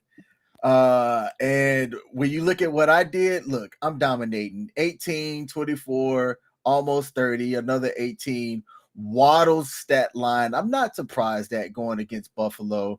Derrick Henry, he did well in a real-life losing game, but fantasy-wise, his production was great. And look, this is an outlier. I am not predicting Mike Kicker to get 16 fantasy points. No. All right. But no. if you take a look at what I have, and whoever had Washington's kicker, for crying out loud, I don't even think anybody drafted him. Nope. He's probably still out right now. Nope. Now, what I'm weak at is wide receivers. That's my team. So before we get into this trade, it looks like I'm going to win my game, right? But before we get into this trade, I do want to talk about something real quick. The week 2 scoring leaders by quarterback is Tua. Tua is sitting at 28.5 fantasy points, followed by Carr, followed by Sam Darnold, right? Yeah. Now we still got the rest of tonight's game and then the Monday night game for tomorrow. But those are your top 3 quarterbacks. Your top 3 fantasy running backs. It goes Alvin Kamara with 44. A-Chain with 29.5, and James Cook with 28.5. Breece Hall, the New York Giants, was sitting at 4th, and I just wanted to mention that because, New York Giants and all with their win. Moving over to wide receivers, the rookie who did jack shit in week 1. Marvin Harrison Jr., who had 4 catches, 130 yards, and 2 touchdowns. Most of that in the first half, too, by the way. Yeah. He finished with 29 fantasy points. DK Metcalf went off 10 catches on 14 targets for 129 yards and 1 touchdown. He had 28.9, and coming in at third, Malik Neighbors, another rookie, 18 targets, 10 catches for 127 yards, and 8.7 fantasy points. Hey, the rookies are going, some of the rookies are starting to perform out here. That's going to be good for them. Yep. And for your sake, I hope Caleb Williams, starts performing as well as some of these other rookie wide receivers. Which, might I add, he's now got his team into the red zone. Nice. So that's pretty good, seeing that you got Caleb Williams on your bench. Going into the tight ends, out of the top 5, 2 of the top 5 this week weren't even rostered. The top tight end so far was Kittle at 20.6 fantasy points. Hunter Henry is second. He wasn't rostered.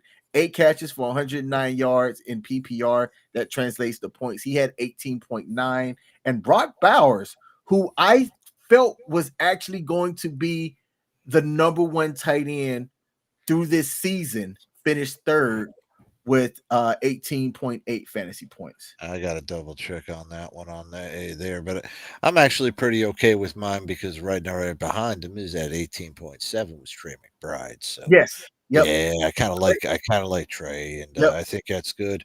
But I do think that looking at the waiver wire, might want to take a look at some of the Cincinnati tight ends because from what I'm seeing with the Cincinnati tight ends, Joe Burrow is able to connect on them a hell of a lot more than he is to his wide receivers at this moment. So might be good to take a look at some of the Cincinnati tight ends coming up here if any of them are on the waiver wire. Just saying. No doubt. And there are plenty of available tight ends, at least in our league anyway, that I think are worth a look and a pickup. Now, defenses are one of those things that if you get lucky, right, you can get a touchdown from your defense. Yep. So far, there were 2 teams that had defensive touchdowns, the Buffalo Bills and the Kansas City Chiefs. The Bills did it in the game against Miami, which Tua just, even before he got concussed, he wasn't looking good in that game.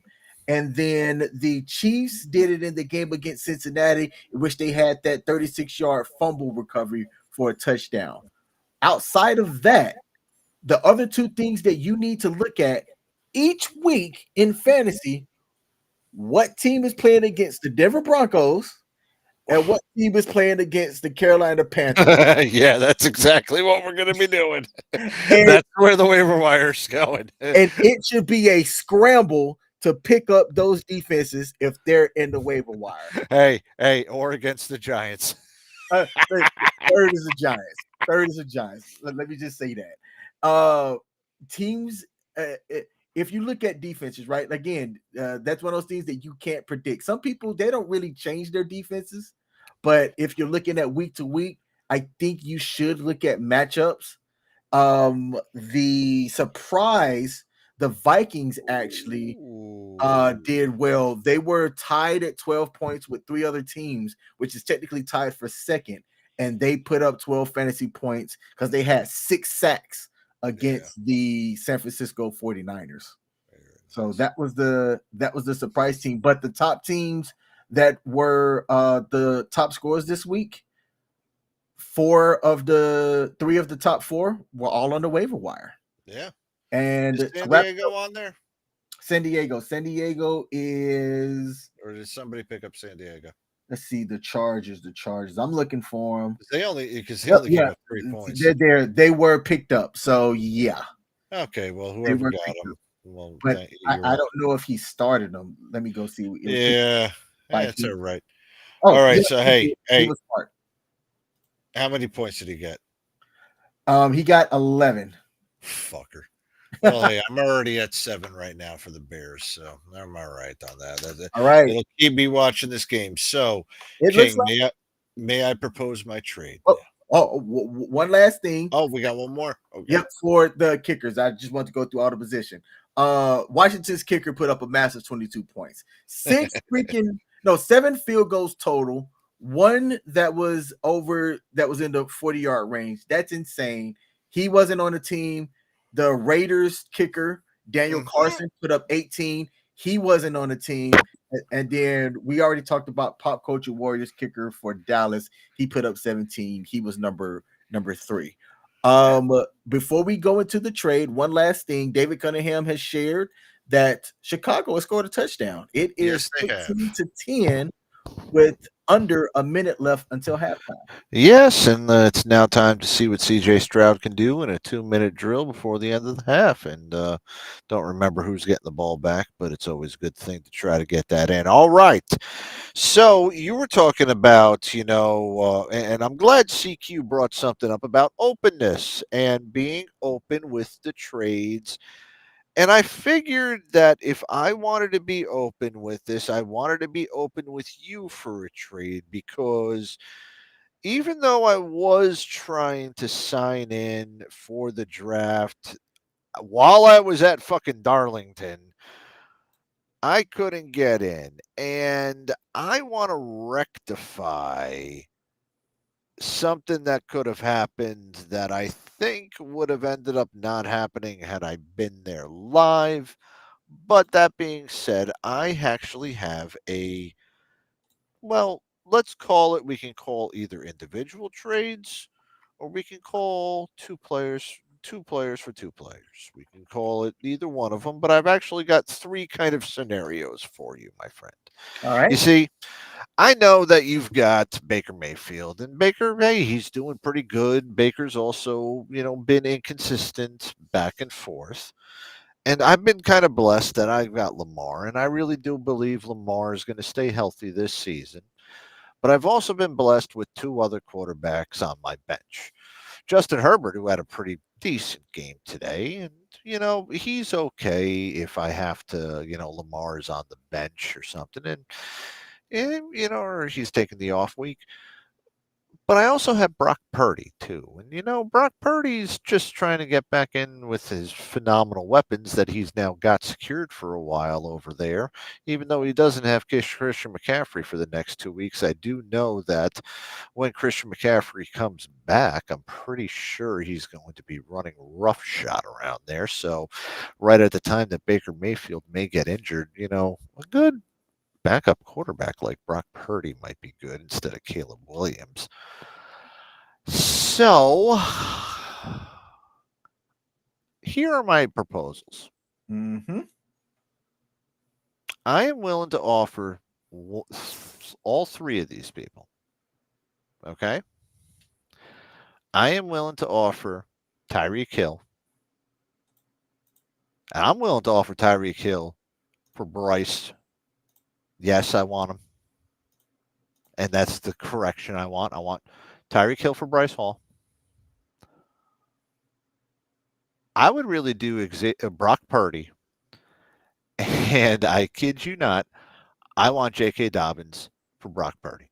So I want to package it up of Bryce Hall and J.K. Dobbins, because I need better running backs, for Tyreek Hill and Brock Purdy. Okay, so you want your guy, Breece Hall, he's been good for me. He's the number 14 ranked running back currently. All right. And I've got the number 2, James Cook. So you're looking at a package to get you some stronger running back position. So Breece Hall and J.K. Dobbins, which, look, I'm going to always play Derrick Henry, and I'm going to always play James Cook. They're well set number 1s, but so is Breece Hall, right? I'm looking at guys and I'm like, who has the better floor in my running back positions? And I can afford to play all 3 of these. So you're looking at Breece Hall and J.K. Dobbins, who I'm likely ever only going to play if either of these guys are injured or on a bye. for, and I'm going to go over to your team here. Let's see, opposing team's coach. I'm giving you Tyreek Hill, who I have some comments on that, but I'll wait. And Brock Purdy. Brock Purdy, who, yeah, you're right. I like my starting quarterback. My backup quarterback, Backup's Caleb. I had hoped was going to be better, but he is not. And when I look at waiver wires, I mean, hey, coach, Derek Carr's already sitting out here. I'm not too interested in Geno like that. Do you think that Derek Carr is going to replicate something like that again on a week 2 type of team? Let's just be honest. The most blowouts happen within the first 2 weeks of the season. Do you think that New Orleans team is going to be running on that same type of magic again?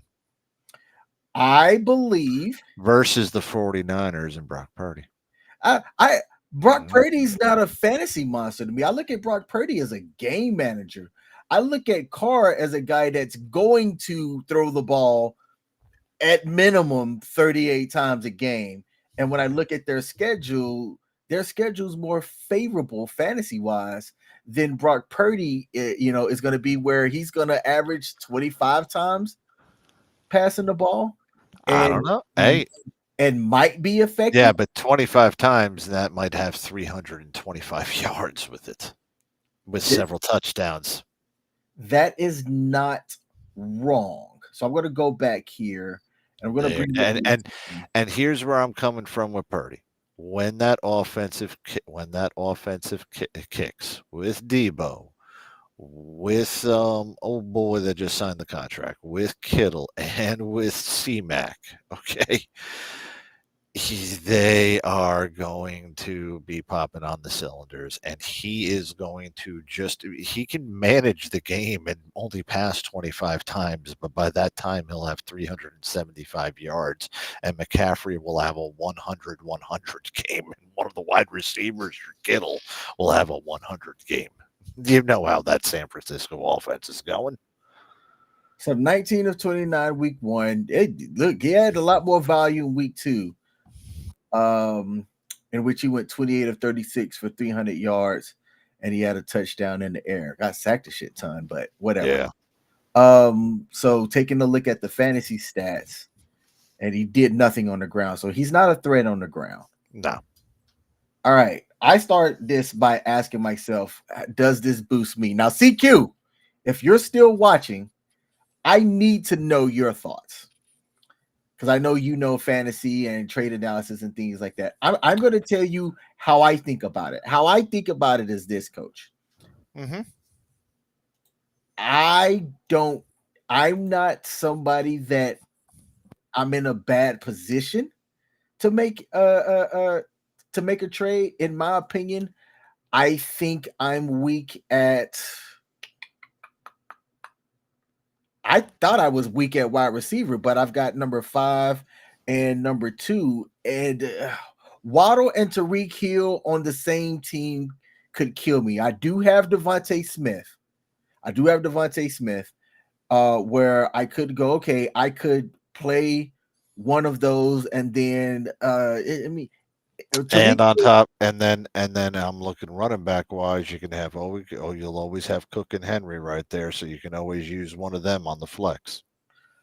Where I'm struggling at is that I think it also matters who's throwing to him. So the reason why I don't feel anyway positive that I would accept a trade like that is I'm looking at what happened when Skylar Thompson came in and Tyreek Hill and Waddle's production once that occurred. It was abysmal. It did not look good. Now he came in cold, right? Mm-hmm. And Purdy was the same way. When Purdy came into the spotlight, Purdy's first game going into it, he didn't look good, but he came in afterwards and was like the fantasy darling, so to speak, to close out the season once he had his shine. I would need to take a look at how the Dolphins offense is going to look one more game before I would do anything. I'm cautious like that. I'm See, cautious man, like I that. wanted to, I wanted to get it for this week for Ye- week 3. And see, I'm cautious like that. Here's where you fucked up. I am the worst person to make trades to. Out of 14 fantasy years that I've played across several leagues, I may have done 4 trades in my lifetime. All right, all right. Well, hey, let's not worry about the Tyreek Brees one. Okay, All right. I will go Purdy, and Dobbins. I'm willing to trade Dobbins. I don't need a quarterback. I would rather look at a wide receiver than I would a quarterback. I feel confident I can get a serviceable backup that's not Caleb Williams from the waiver wire.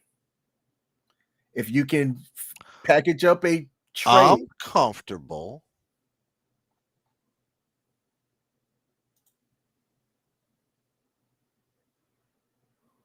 All right, you really want to do you want to package Baker together? Mike, what about Mike Evans or Stephon Diggs? I would go.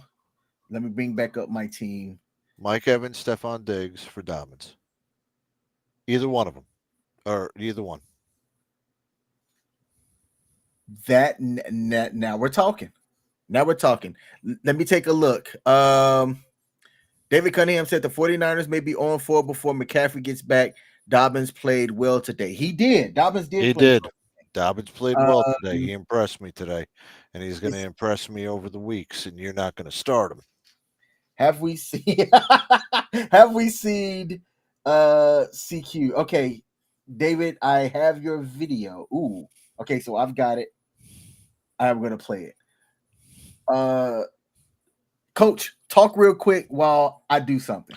All right, well, ladies and gentlemen, as right now, 16-10, Houston over Chicago. Halftime is now commenced over there, so we'll be wrapping up the show here pretty soon. But do want to let everybody know that we are coming to you live a little bit more sporadically, 6 or 5 nights a week on U.S. Army WTF Moments and WTF Nation Radio across Facebook, YouTube, Kick, and X. Every Sunday night, it's us here at the Sports Bar. On Monday, yes, Ice is back for the Monday edition. So, ladies and gentlemen, you've been out here that long. Ice will be back tomorrow. Check out the Monday edition. We got a lot of stuff we're going to talk about. I'm pretty sure if you want to talk about the conspiracy theories of the greatest now political crap stunt show that we've become as a Banana Republic, you can talk about it tomorrow. And then Tuesday, Pop Culture Warrior is back. CQ and Mad Mike will be back. Mad Mike approve these trades. Wednesday, well, hey, Radar is going to be taking up the month of September, so there's not going to be any smoke pit. And then on Thursday will be Sergeant's Time. Don't forget, on Friday, we do have our FTX, and Saturday, we have our weekend co-ops. Check those out on U.S. Army WTF Moments and WTF Nation Radio across Facebook, YouTube, Kick, and X. Was that enough time? All right, perfect. Great. Gotcha, King.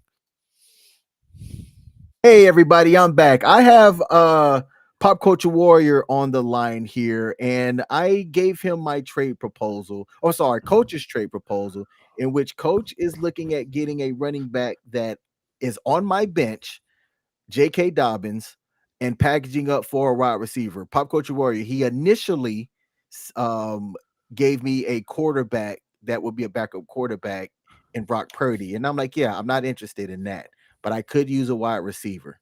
You've seen both rosters. What do you think about that trade?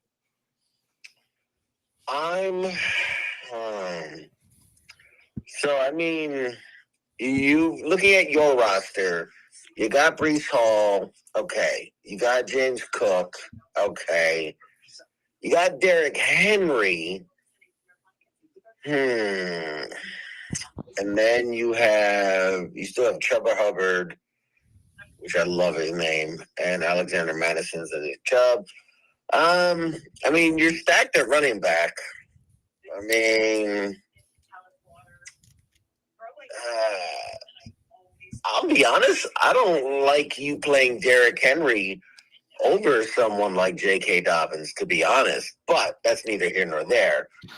There's the homer coming into him. Come on, there. He knows that too. Coach's team. Mike Evans.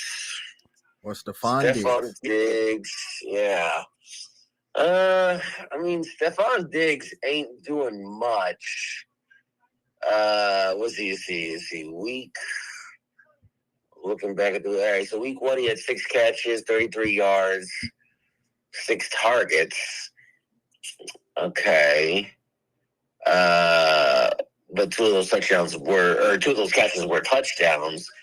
So far in the game that's on right now, which is coming to a close, he's only got 2 catches on 2 targets, which is not good. Doesn't bode well for his future. Looking at Mike Evans, week 1 he had 5 catches on 6 targets, also 2 touchdowns. But in this game against Detroit today, he had 3 receptions on 6 targets. So, I mean, it's looking like he's going to be a 6-target average. And it's a question of, what do those yards, what do those touchdowns mean for that? I don't know. I mean, part of me says it's a fair trade.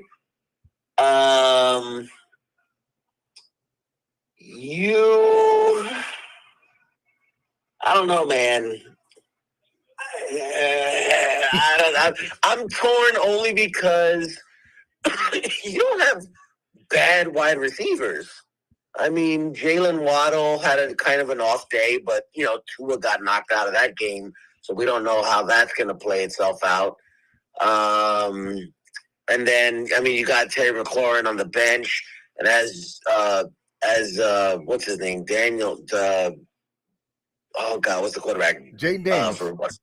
Yeah, as he warms up and gets used to that whole situation, I think he'll find Terry McLaurin more often. I don't know, man. I'm all for a good trade, honestly, but I think Coach gains more by a rather large margin than you do. I told Coach right before I called you that in 14 years playing fantasy across several leagues, I've only made 4 trades ever, and that he's asking the wrong person for a trade. I mean, looking at my team here, let's see if there's anything that I guess I don't really have. Well, I guess I don't really have much to offer in the way of running backs, though. That would be because Zach Moss maybe. Yeah. I mean, unless you want DeAndre Swift from Chicago or Zach Moss from Cincinnati. Get that cheap fuck off the phone if he wants to talk to me for those motherfuckers. Who the hell does he think he is, that cheap bastard? What a cheap fuck. CQ, you're cheap. Get out of here. Go shop at the Dollar Tree. But I definitely think you lose more. He can't hear shit right now, can he? Good.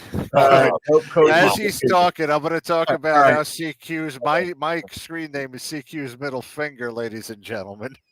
All right. So Coach pretty much just said, you're shitty, you're horrible. Get him off the air. So CQ, I thank you for your analysis of this trade. I appreciate you taking the time for my call. It is a reverse call in. I called you, which is hilarious. It's a call out. But all right, man. Hey, one quick thing though. Can I add just one quick thing? Yep, and the folks can hear you. Yeah. Play your damn game. That's, I just want to. I don't care what you're doing. Play your damn game. All right. Bye. All right. See ya. That was CQ for Pop. That motherfucking Napoleon Bonaparte motherfucker. Coach. That son of a bitch. That son of a bitch. Yeah. Oh, hey, look, I'm going to say this right now. Honest to God, I already looked at everything.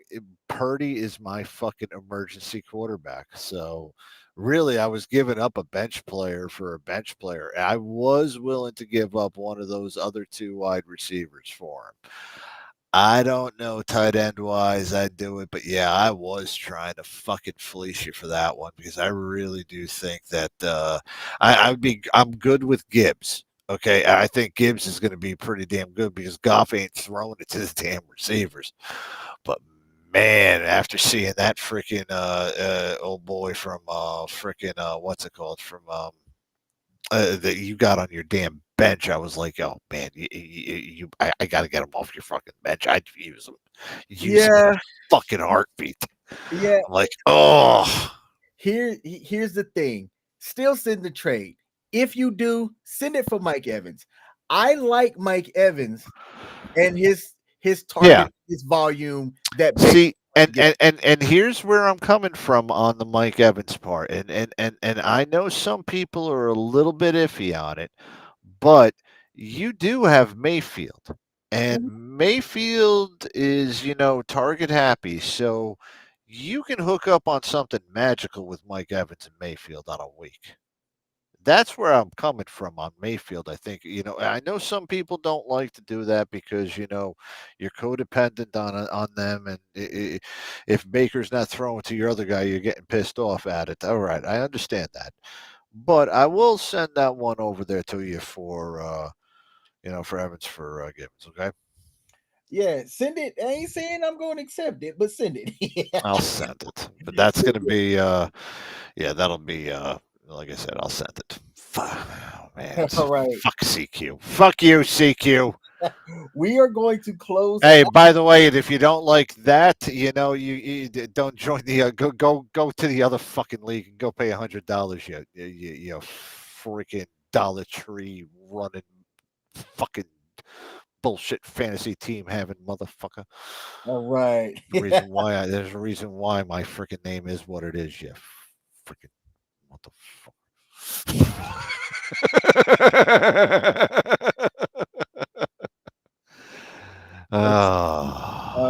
We have an announcement to make. Our illustrious boss is going to be back for the Monday edition tomorrow. So salute to Iceman himself and welcome back. We miss you over here. And the Monday edition will be live tomorrow night here at WTF Nation Radio. Now, we're going to close the show. David Cunningham did send the video. I have to send it to myself, which is what I am doing.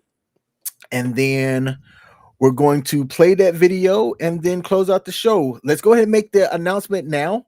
I am going to be traveling and I am going to be attending the Falcons Chiefs game next Sunday, which is an 8:00 kickoff. So we're not going to have a show next week because I'm going to be at the Mercedes-Benz Stadium getting the chance to see Patty Mahomes play in person. And I am looking forward to that. I hope you enjoy, man. I do. And I'll be coming back from a freaking fishing trip. It's going to be a daggone. I'm going to be exhausted on Sunday next week, man. No doubt. Yeah, all right. Have fun with that. So this was the video. Thank you. This is the video that viewer of the show, David Cunningham, sent, and let's take a listen. Sit the fuck down, shut the fuck up, stop sweating, and shut the fuck up! You know what the definition of fuck me in my eye socket is? It's going for it on 4th and 3rd from our own 38 down, 28-6 in the third quarter. It's bad when you have to do that shit! Wow. What I just watched was painful. That was an elephant fucking a rabbit. Painful. And for you idiots in the room, you were the rabbit. When did we switch our team with Eastern Kentucky University players wearing pajamas from 1924? I didn't see those godforsaken uniforms this morning when I spoke with you. We wore fucking pajamas to play a football game. What's next? See-through negligees and high-heel furry slippers? You fuckers played as ugly as those fucking uniforms are. You look like the Montreal fucking Canadians, and you played like you were running on ice all day, too. Who the fuck had that bright idea? Don't ever put that shit uniform on again!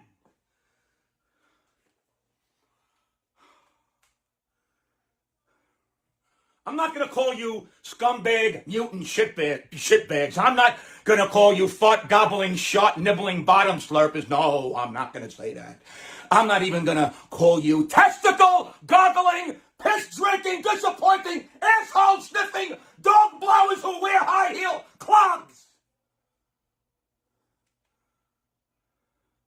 Danny, you're not recognizing the coverage quickly enough. There are pass plays that end on the reception and don't have a chance to extend because you're not hitting guys on the run. You gotta pick that defensive shit up faster. And the best pass you threw all day was the pick six to Van Kinkel. You hit him right in stride for a touchdown. Nice playing, Danny. You know what your quarterback rating was today? It was M. You were so bad you didn't even have a number. Your rating was a letter. One more game like that and Tommy Cutlets is coming in. Get your shit together, Danny, right now!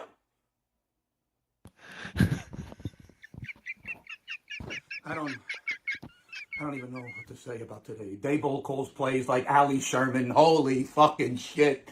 No slants, no inside handoffs, no jet sweeps. Hello? Anyone there? The defense is either tough or soft. You're like a fat heavyweight boxer with a huge left hook and a weak chin. Now, I knew these Vikings receivers would keep the secondary busy, but I didn't expect the defense to play that fucking weak and soft. You big fat offensive linemen still can't run or pass block. Jones ran like Emmitt Smith. We ran like Mrs. Smith's apple pies. Darnold passed like Tom Brady. We passed like Marsha Brady. And don't give me your fucking bullshit, meaningless fourth quarter garbage time stats that scored. That's bullshit, and you all know it. I don't count those stats. If you're not embarrassed, you should be, because that was one piss-poor, pussy-pounding punch in the penis performance. Okay, fuck you. Here's the deal, so listen the fuck up. I'm not going through 16 more of that. That's like being a hooker and watching an elderly man take 12 Viagras. That's gonna be one fucking long, fucking miserable fucking season. Don't be hookers, fucking old men on Viagra! That's it. What a miserable fucking day for mostly all of you. Special teams played well, and a couple of guys on defense played good, and Neighbors had a decent first game. Other than that, we flat out sucked dead moose cock and balls. Get the fuck out of here and go get your fucking collective shits together. Bring your uniforms out to the parking lot when you get dressed. We're burning them in the fucking dumpster. I want a clean start on Tuesday. I want regular uniforms. I want regular players. Now go hit the fucking showers, you smelly fucks. Listen to me. You better get your shit together. That's all I can say. Oh, I fucking love that guy. Oh man, so I didn't know who he was, but I sent the message to CQ and said, "Yo, I'm watching a video of this guy and I'm crying laughing." Yo, this his guy. name is Dick. He's a comedian. He does pre and post conference stuff. And Coach, I thought that was you for a second, man. Oh, brother. This guy's got my shtick down fucking pat. And let me tell you, if you ever see his freaking videos about the New York Yankees, it sums up everything I feel about how fucking Hal Steinbrenner needs to freaking freebird on an airplane and freaking leave the family up for sale to somebody who really wants to buy the goddamn team, because that guy, he can tell you exactly how I feel. I fucking love him. Oh, he is great. I didn't know he was a Giants fan. Oh, yes. Yeah, that is Vic Debateto. How Yeah. do you say it? You're from that area. How do you say it? Yeah. Yeah. Well, hold on. Scroll back up. Vic the better though. Vic Yeah. the better though. Vic the better though. Oh man, I got to get him on the Yeah, show. yeah. So here's the Giants ones, but he's got he had a Yankee. He's had Yankees one, and those ones are fucking hysterical too. He told Gary Sanchez, he was like screaming, "Gary Sanchez, you monkey!" He was just fucking. He said, "Do you know how to fucking read?" He goes off on these guys. Let's go to all the lazy people. Just hit that one. Let's see this. Let's end this one on a funny. Let me see if I can do that. I don't know if the audio is going to play, but let's find out. Let's see. Let's do this. Boom. Hey, what do you say? My Facebook, YouTube, Twitter. Here.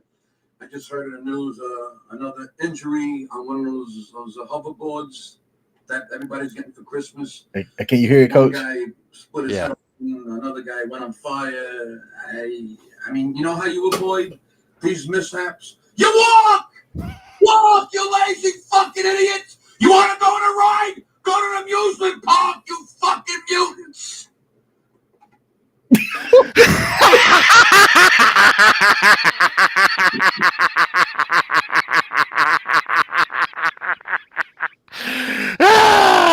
Yeah. Yo, man. So we have 100 and let's see, 50. We got 163 live viewers right now, y'all. For those of y'all watching, thank you. This was a fun show. You know what? After every Giants loss, I think we need to close the show with that. After every Giants loss, let's play that. Let's play whatever clip he's got. He's got a week 2 clip, doesn't he? Yes, he does. He has a week 2 clip. Did the Giants? Let's see. Let me bring this over here, dude. You think you can play it out on that? We'll play out his week 2 clip and then just put the black. David Cunningham, if you are watching, we are about to close out the show. To all of the viewers, tune in tomorrow as ICE comes back with the Monday edition here at 8 p.m. U.S. Eastern Standard Time Zone at WTF Nation Radio. We're going to play this clip by Vic and then close out the show. Thanks for tuning in. Let's get this. Oh, this is going to be fucking great. And let's hit play. Just sit down and let your sweaty asses suction cup themselves to the metal chair. Well, that was a nipple pinching, dick slapping, asshole blasting, nut crunching motherfucking loss. It just was. Their fucking kicker was 7 for 7 on field goals, and they picked them up just this fucking week. We can complain all we want about whatever the fuck we want to complain about. The bottom line is we lost, and we're 0-2. And we have nobody to blame but ourselves. Danny, where are you, son? If we're going to stick pins in your nutsack when you suck, then we need to give you props when you play good.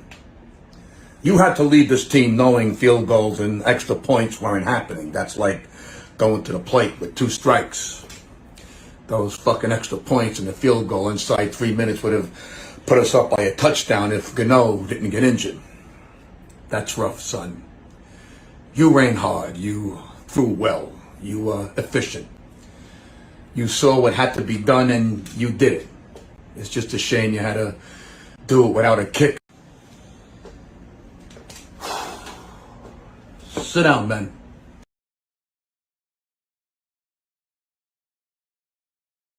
It seemed like that got cut off there, but maybe it was meant to be that way. I'm not entirely too sure. All good, man. But we do have our sign off here from David, and I'm going to bring it up on the screen here, and we're going to close out the show. David signed us off with the following words. He said, "Today was a rough day in the NFL. Hopefully, we all know the real contenders soon. Thank you for tuning in to WTF Nation Sports Bar. Have a great week, sports fans. Keep the quarterback for the Miami Dolphins Tua and his family in your prayers." And he added like 8,000 emojis at the end of that. So that was our show. Again, we are not going to be live next week as I am going to be attending the Atlanta Falcons as they host the Kansas City Chiefs. And I'm looking forward to that game. I haven't been at the new Mercedes-Benz Stadium since it got rebuilt down there in Atlanta. So I'm looking forward to seeing what that's all about. I plan on taking plenty of photos and videos and sharing it on the Sports Bars page on Facebook. So if you're not following the Sports Bars page on Facebook, go to facebook.com/The Sports Bar USA. You will find us posting random stuff over there.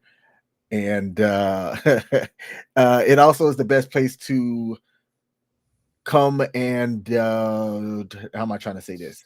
To show up for our announcements as we have trivia at the Sports Bar, typically on the last Sunday of the month.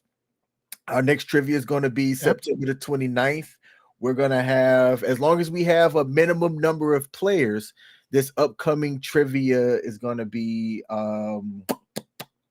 merch from the racing event that So, yep, I do have some merch. Yep. We have to hit that minimum amount. Otherwise, there are no gifts. So share the live streams. All right. Because we ain't just going to be giving away some top tier stuff and only having less than 5 people participate in our free sports trivia. I'm King. That's Coach. We'll see y'all September 29th. Peace.